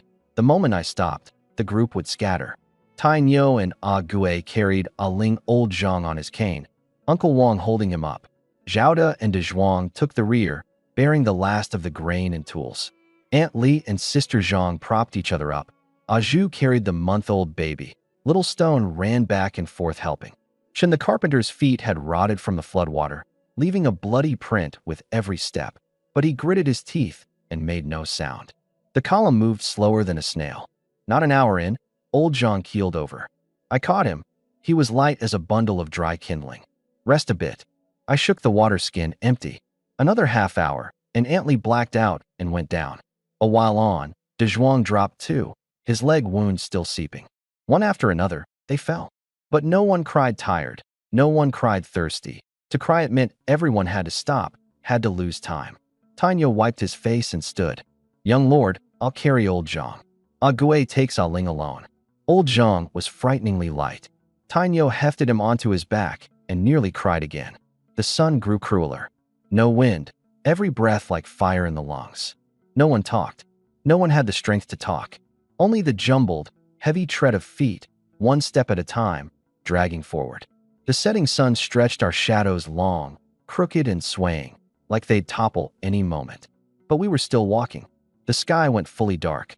The moon hadn't risen. It was pitch black. You couldn't see your own hand. Ague lit a torch. Young lord, we really can't go any further. I was about to answer when a gust of wind drifted by, carrying a strange stench. Rot and char braided together, a smell that chilled you to the core. Do you smell that? Asyang sniffed, her face changing. What is that? The wind came from ahead. We felt our way toward it. Not half a li on, the torch lit what lay before us. Ruins, broken walls, and collapsed beams, burned down to charred black frames. A village burned to nothing. Let's go in and look. The moment we passed the village mouth, the stench thickened until it choked. Ague held the torch forward. The firelight lit the ground, a few white bones. Bleached skeletons, lying, curled, sprawled. Only dry bone, not a scrap of flesh or cloth left. Further in, the bones grew thicker. In the yards, before the doors, against the walls, by the well, dense as anything. Some leaned against walls, as if propping themselves up to the last. And a small huddled shape on the ground, a child. Even an infant, still in its swaddling. Asyang clapped a hand over her mouth, tears bursting out. Little Stone hid behind her, shaking. Tainyo had seen soldiers slaughter villages, seen the starved dead, but never this. An entire village, men, women, old, young, everyone turned to bare bone, not a single survivor. Soldiers? Soldiers loot, but not to the last soul. Plague? Famine? I couldn't say. I only knew this village had died clean, not a living thing left. A gust swept the bones and drew out a low, sobbing moan, like weeping. Little Stone shrieked. Tainyo's legs gave, and he dropped to his knees. Old Zhang rolling off his back, landing right beside a skeleton, its hollow eye sockets staring into his face. The torch. Steady. I pushed the skeleton aside and pulled Old Zhang up. Don't stop, move. The column all but fled out the village mouth. The moon broke through the clouds, its pale light spilling over the bones that covered the ground. No one dared look back. Walk, I said, my voice dry. Keep moving. But those bleached bones, the hollow sockets, the faint moaning, they branded themselves deep into every heart. The column stumbled another 3, 4 li before stopping at the foot of a sheltered slope. Everyone was spent. I leaned against a rock, my right arm a screaming ache, but I sat with my back straight, looking at this bedraggled group. That night, the bones of that dead village haunted everyone. No one slept easy. The sky was just graying. Young lord, Asyang's cry jolted me awake. Little Stone's sick. I rushed over. Little Stone's small face was burning red, his lips cracked, moaning in a daze. I felt his forehead, frighteningly hot. He suddenly clutched his belly and threw up, all clear water mixed with wild green leaves. Then it came from both ends, unstoppable. The herb woman came tottering over, felt his head, lifted an eyelid, pressed an ear to his chest, and her face sank, bit by bit. And just then, violent retching came from beside us. Zhao Er, the young man at Zhao Da's side, was crouched on the ground vomiting, the same clear water. Right after, Ah Bing clutched his belly and rolled on the ground. The next one was Uncle Wang. In a quarter hour, 4 people went down one after another, every symptom identical. High fever, vomiting and purging, total weakness. Granny, what sickness is this? Can it be cured? The herb woman's lips trembled along while before she squeezed out 2 words. Plague. That word chilled the blood more than soldiers, more than beasts, more than famine. It can't be. Tainyo's face was white as a ghost. How could it be plague? Ague's bow dropped from his hand with a clatter. What plague? Is there medicine? The herb woman shook her head, her voice bitter. I've never seen this sickness, and the medicine, it all rotted in the flood. It's gone. The medicine was gone. I drew a deep breath and forced the panic down. Thinking fast, the dead village, a whole village wiped out. And now, in one night, 4 people fall ill with the same thing. This sickness spreads. Can we isolate them? The idea hit me. Separate the sick from the well, keep it from spreading. The herb woman blinked. She'd never heard of isolation. She turned it over, then nodded. Maybe worth a try. I gave the order at once.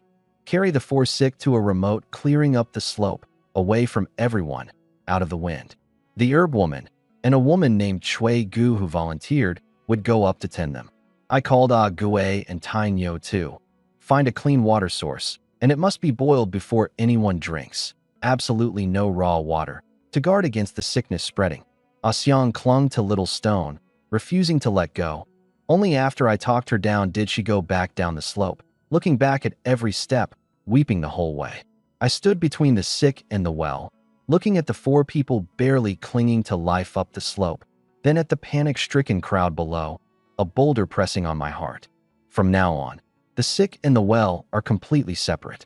Without my leave, no one goes near the slope, no one touches the sick. Break this rule and you're turned out. No one spoke, they only nodded in silence. This sickness was more despairing than the flood, more than the bones. But I couldn't fall. I was the Lord, the hope of everyone. Nightfall. The quarantine fire burned weak. The herb woman watched the 4 sick a full day. Little Stone threw up 5 times, purged 4, wasted to a husk. Zhao Er sank into a deep faint. Ah Bing retched until his throat bled. Uncle Wang could still just hold awareness, but his breathing was like a broken bellows. The herb woman drew a cloth packet from her shirt, her life's treasure, a few stalks of herb she'd risked her life to gather off the deep mountain cliffs, meant to be kept for the frail Ah Ling in an emergency. Now, she couldn't keep them. She chewed the herbs to a pulp stalk by stalk and pressed them to Little Stone's forehead, his chest, to Zhao Er's brow, pushed them into Ah Bing's mouth, coaxing, "Swallow. Good child. Swallow it down, and the pain eases." Last, she moved to Uncle Wang's side. Uncle Wang opened his eyes and smiled bitterly. "Granny, don't mind us. You've worn yourself out too. Old Wang, this old woman can still hold up. And you've got to hold up too. We all have to walk out of here alive." Chui Gu stayed beside her, passing water and medicine, eyes red, not daring to cry aloud. "Granny, rest a while. Can't sleep, daren't sleep. The moment I do, I fear someone goes." She went from one to the next again. The herbs had taken a little effect, the fevers easing just slightly, but nowhere near enough. There wasn't enough medicine. These few stalks could only hold the line. They couldn't cure this fierce plague. She didn't even know what sickness it was, and her basket had long since washed away in the flood. Her hands were empty. Despair, like a tide, swallowed her bit by bit. She leaned against a rock and closed her eyes to rest a moment. I don't know how long passed before a sudden itch rose in her throat. She frowned, paid it no mind, and gave a light cough. The itch didn't ease. It spread down her throat into her chest. A second cough. A third. Cough, cough, cough. The coughing wouldn't stop, one after another, until it bent her whole body double. Wrong. This cough was exactly like the cough those sick had had before the sickness took them. She fought to deny it, but a warm, sweet, rusty taste welled up her throat. She opened her mouth. Huh! A mouthful of bright blood splashed onto the dry grass, lurid in the firelight. "Granny!" Chui Gu screamed. Down the slope, the crowd jolted awake. Ah Ling had been dozing in a daze, dreaming her grandmother sat beside her braiding her hair, and was jerked awake by that scream. In one glance, she saw her grandmother bent double up the slope, saw the lurid red on the ground. Grandmother! She forgot the wound on her foot and scrambled up the slope, limping, every step a stab of pain she didn't even feel. She dropped to her knees and threw her arms around her grandmother, staring at the unwiped blood at her mouth, tears pouring. "Grandmother, what's wrong? Don't scare me. Are you sick too?" The herb woman wanted to smile and say it's nothing, but the moment she opened her mouth another fit of coughing came, blood welling again. I rushed up too, crouched at her side, and took her cold, gaunt hand. "Granny." She turned her head, a faint light flickering in her clouded eyes. "Young lord, this old woman, may have caught it too." My mind went blank. The healer who'd guarded everyone, who'd saved countless lives, she'd fallen too. "Granny, no, you're only too tired."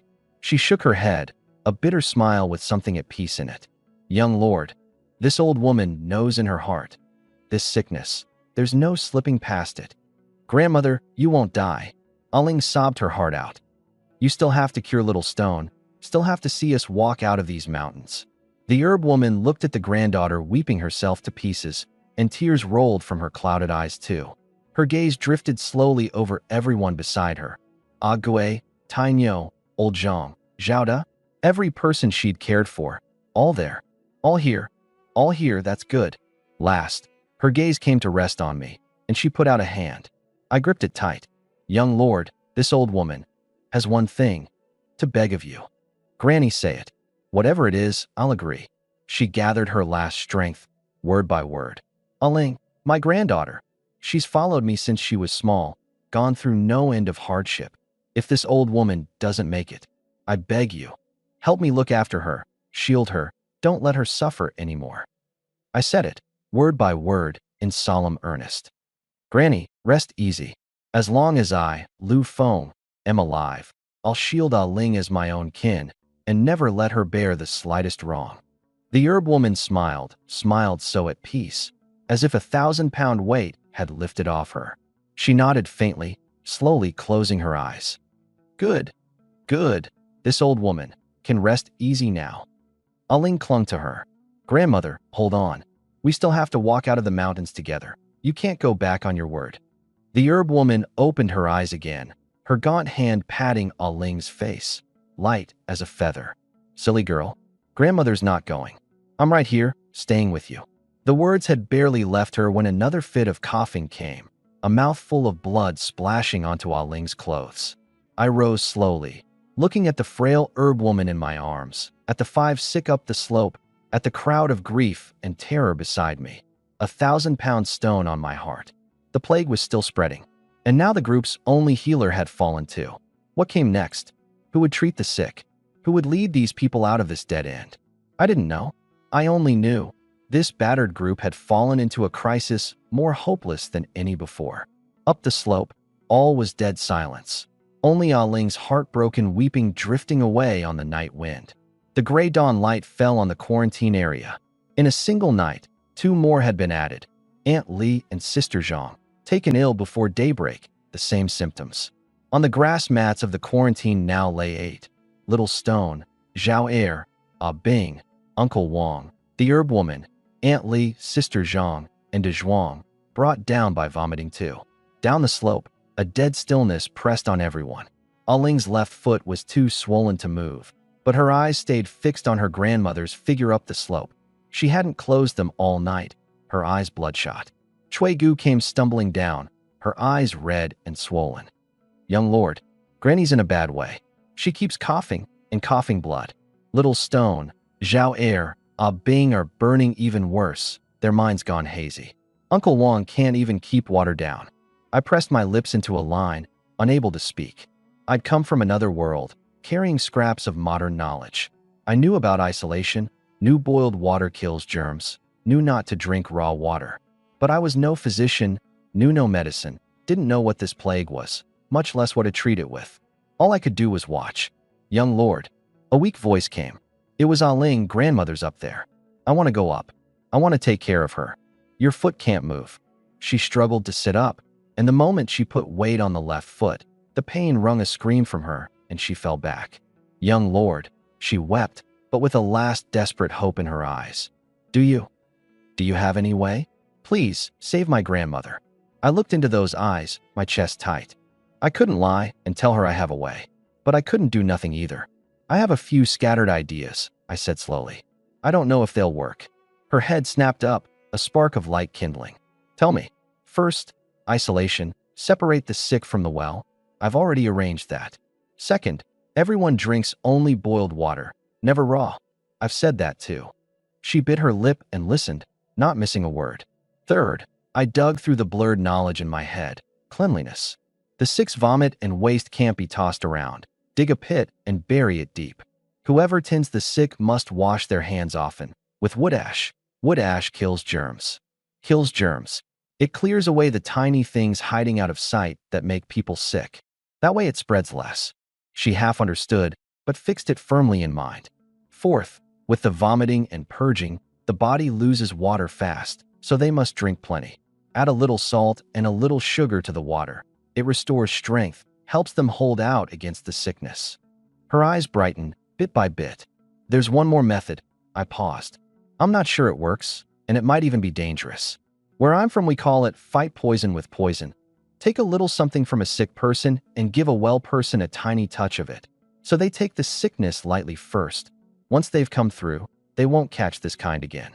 But I can't judge the dose, and done wrong it could harm instead. Fight poison with poison? She froze. Isn't that harming people? No. It's letting a well person take a mild case ahead of time, to build the strength to resist it. I looked at her, full of guilt. Aling, this is everything I can think of. I'm not a physician. But she shook her head, the tears falling. This time not despair, but gratitude.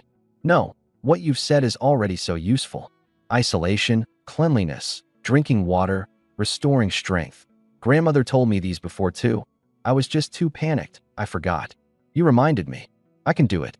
I can take care of grandmother. She lifted her head, her eyes firm. I want to go up. My foot's hurt, but my hands aren't. I can give water and medicine, wipe her face, pat her back, stay beside her. I was silent a moment, then nodded. I'll carry you up. I carried her, step by step over the rough trail, to the edge of the quarantine, and set her down. Aling crawled to her grandmother's side, her trembling hand touching that pale, wasted face. Grandmother, I'm here. The herb woman slowly opened her eyes, saw her granddaughter, and tugged a faint smile to her cracked lips. But the moment she opened her mouth, a fit of coughing came, a thread of blood slipping down. Girl, why did you come up again? Your foot. I'm fine. I came to take care of you, and I'll never leave you again. I stood to one side, watching, then turned and walked back down the slope. In my head, the scattered scraps of knowledge surfaced one by one. Isolation, disinfection, hydration, fight poison with poison. What else? What else could save them? I racked my brain, but time waited for no one. Up the slope, those people were still barely holding on, waiting for one life-saving method. At daybreak, I gathered everyone still able to move. Panicking is useless. Settle down, divide the work, and we get through this. Tainyo, Ague, Zhaoda, find food, wild greens, fruit, small game. Don't go far, and wash your hands with wood ash before coming back. Don't go near the quarantine. Aju and Zhaos and take the children. Gather firewood. Brewing medicine, cooking, keeping warm at night all depend on it. Old Zhang and Chen the carpenter manage the food and the medicine brewing. Ration the grain, cook it into thin gruel. The herb recipes. I raised my eyes to Aling up the slope. She was holding a stalk of herb, studying it intently. Grandmother left a few recipes, for fever, for vomiting and purging, for cough. I've kept them all in my heart. Her voice was soft, but sure. A weight lifted off me. Old Zhang, Chen the carpenter, do as Aling says, brew whatever she tells you. Xiang, come gather herbs with me. Whatever Aling needs, we pick. In the woods, Zhaoda dug up a patch of shepherd's purse. Ague stopped the too eager Tainyo. Don't dig the roots. Leave them and they'll grow back. Then he shot a hare with one arrow. At camp, old Zhang stacked stones into a stove, set a clay jar on it, and started the thin gruel. Xiang and I gathered a big bundle of herbs by Aling's instructions and brought them back. Aling identified them stalk by stalk. Dandelion clears heat and draws out poison, right. Plantain eases the water and stops the purging, right. Purslane, for fever, good. Taking one up, she frowned and sniffed. This one's a weed, useless. I gave a wry smile, picked the wrong thing. Washed and sorted. A heap for fever, a heap for vomiting and purging, a heap for cough and bleeding. Aling told old Zhang. Brew the fever heap first, 3 bowls of water down to 1. The bitter scent of medicine soon filled the camp. The medicine done, Xiang carried it up the slope. Aling fed Little Stone first, the worst off. But the boy was unconscious and couldn't swallow. The brew ran out the corner of his mouth. Her eyes reddened with worry. Let me. I lifted Little Stone and leaned him into my arms, scooped a spoonful and blew it cool, feeding him while I murmured the way you would to a child. Little Stone, drink this and you'll get better. Sister Xiang will make you wild green gruel, and I'll take you to the stream to catch fish. All right. Maybe it was hearing a familiar voice. His lips moved. and that mouthful went down.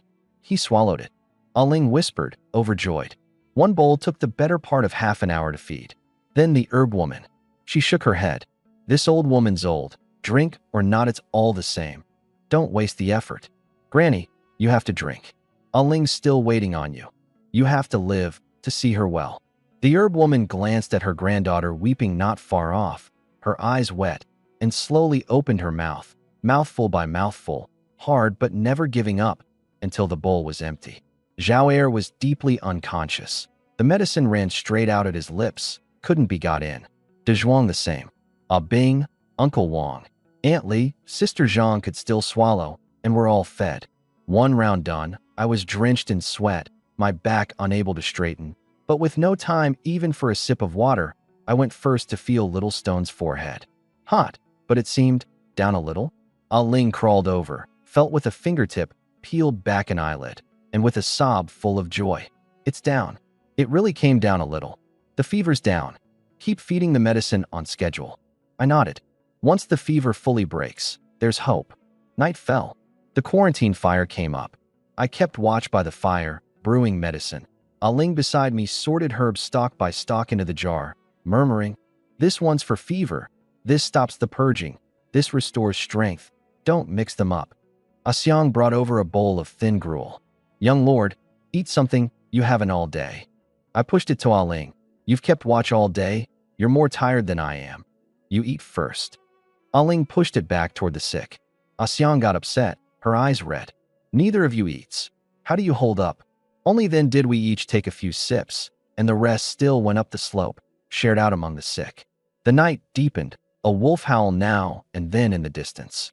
Ah Ling and I watched over the slope full of sick, rising every hour or so to feed medicine and water to check on them. Little Stone's fever eased bit by bit. Ah Bing's moaning grew fainter. Uncle Wang could get down half a bowl of water. But the herb woman still coughed blood, and Zhao Er and De Zhuang were still out cold. The road ahead was still hard, but looking at Little Stone's small face, the flush fading from it, I knew in my heart. This trial, we were pulling back, inch by inch. By the 7th day of the plague, the morning sun came down and fell over the quarantine, over the people who'd lain there so long. I carried the medicine and went down the line one by one. Little Stone leaned against Ah Xiang, able to hold his own bowl and drink gruel now. His little face still pale, but his eyes bright again. "Sister Ah Xiang, I want to eat your grilled rabbit." Ah Xiang laughed, her eyes rimming red. "Get all the way better, and I'll grill you the biggest, fattest one." Zhao Er could sit up. Zhao San crouched feeding him water, and Zhao Er reached out to pat the back of his brother's hand. Zhao San quickly ducked his head, afraid his brother would see the tears.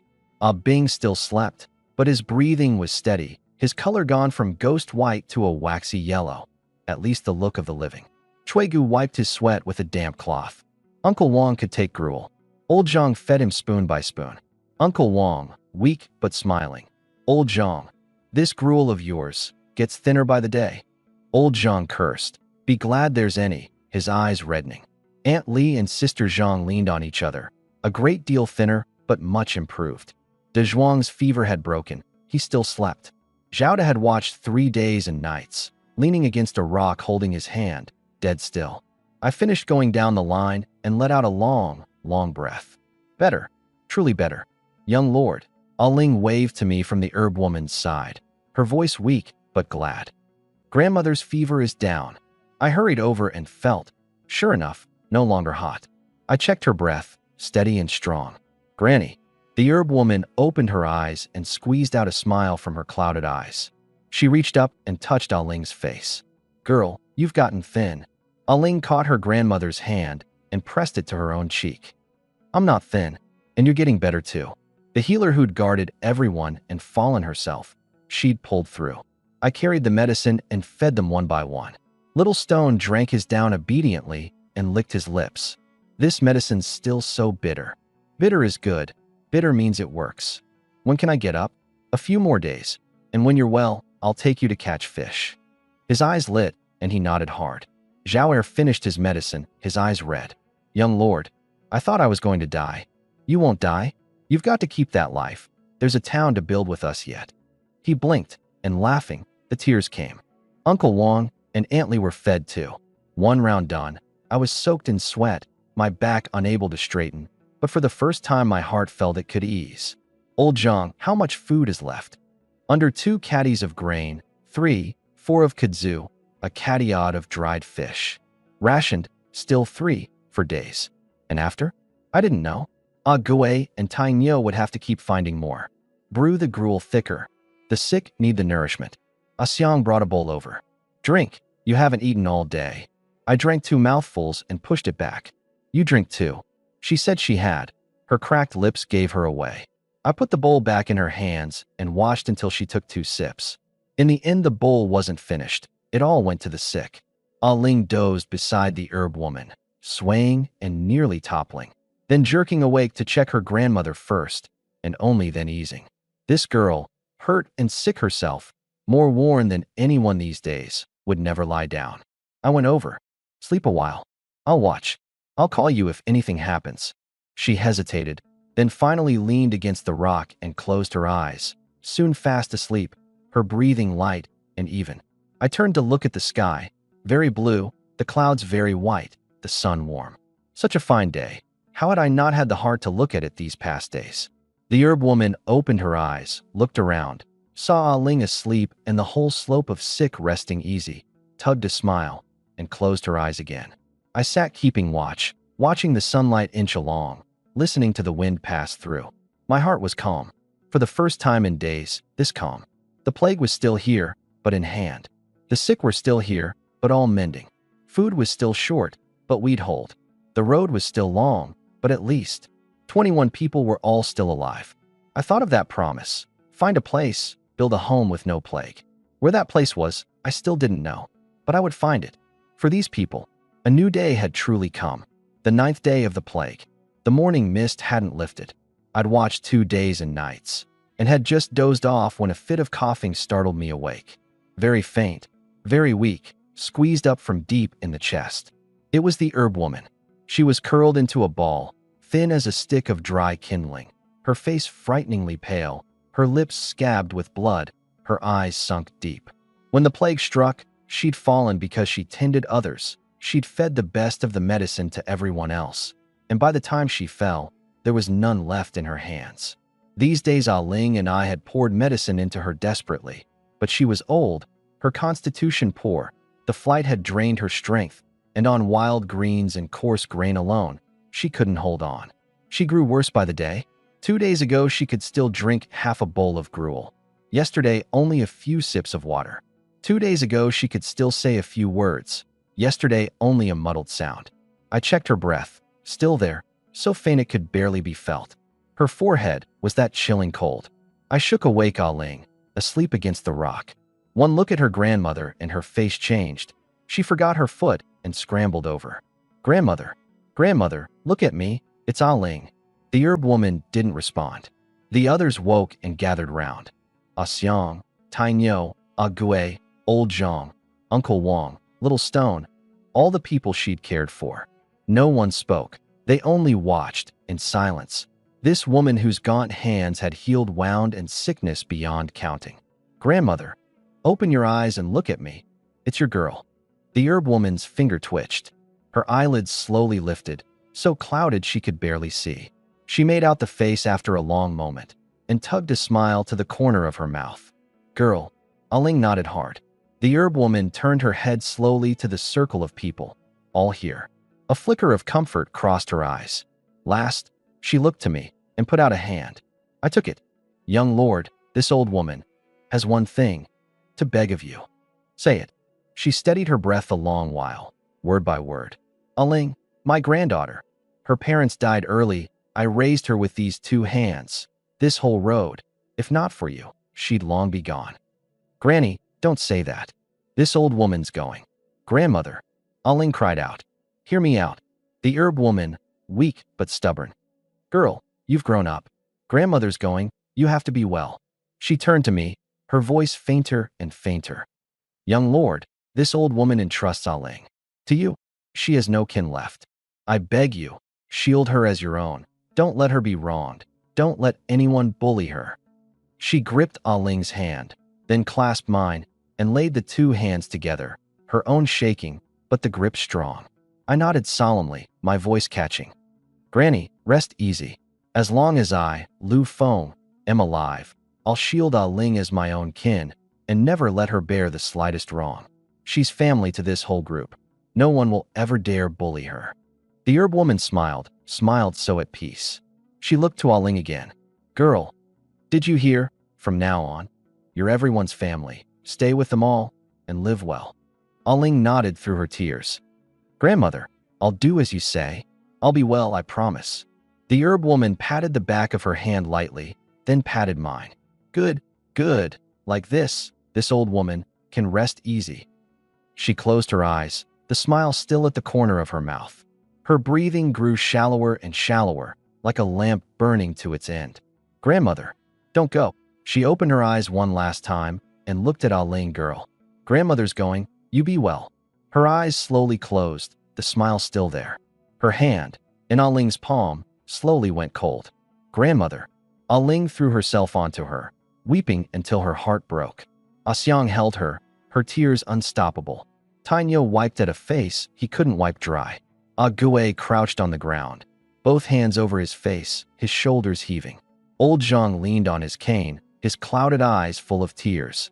Little Stone crouched beside Ah Ling, crying softly. The herb woman was gone. The woman who'd healed countless people with her gaunt hands, who'd saved the best medicine for others, who never once complained. She was gone. She went quietly, a smile on her face, as if only asleep. The sun rose, its light filtering through the mist onto her serene face.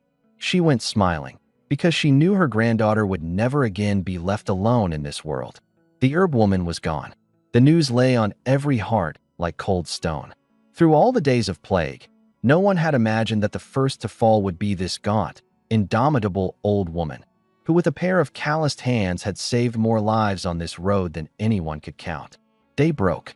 A faint smile lingered at the corner of her mouth, her brow smooth, as if only asleep, but the body had long gone cold. Ah Ling knelt before her grandmother, like a statue with its spirit gone, her tears long since wept dry. After a long while, old Zhang came over on his cane, his voice hoarse. Young lord, we must lay Granny to rest in the earth. I nodded. Find a sheltered, sunny spot, so Granny can rest at ease. Old Zhang chose a place on the slope's east side, sheltered, sunlit, high ground safe from floods, an old pine beside it, green in every season.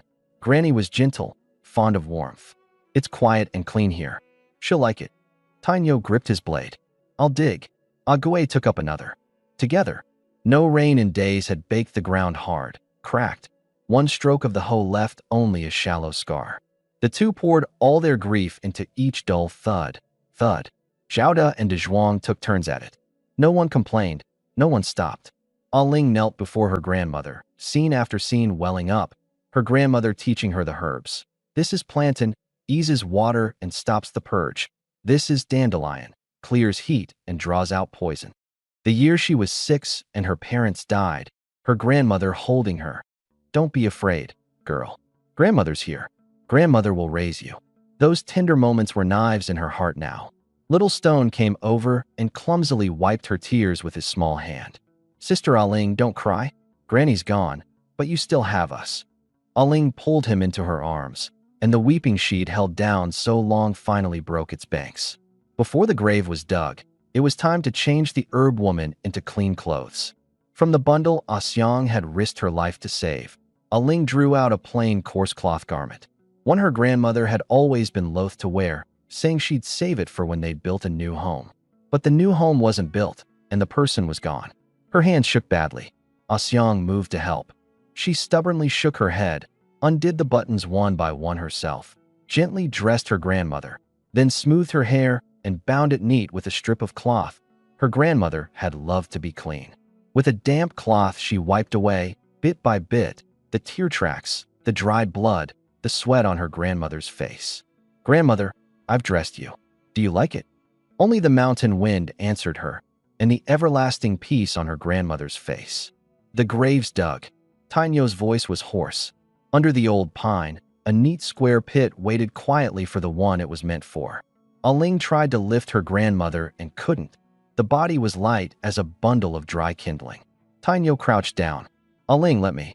Ever so carefully he gathered the herb woman up, step by step, slow and steady, and laid her at the bottom of the grave. Aling knelt at the grave's edge and drew a small cloth packet from her shirt. A few herb seeds her grandmother had left her. Her grandmother had said these were the finest herbs, planted when they'd built a new home.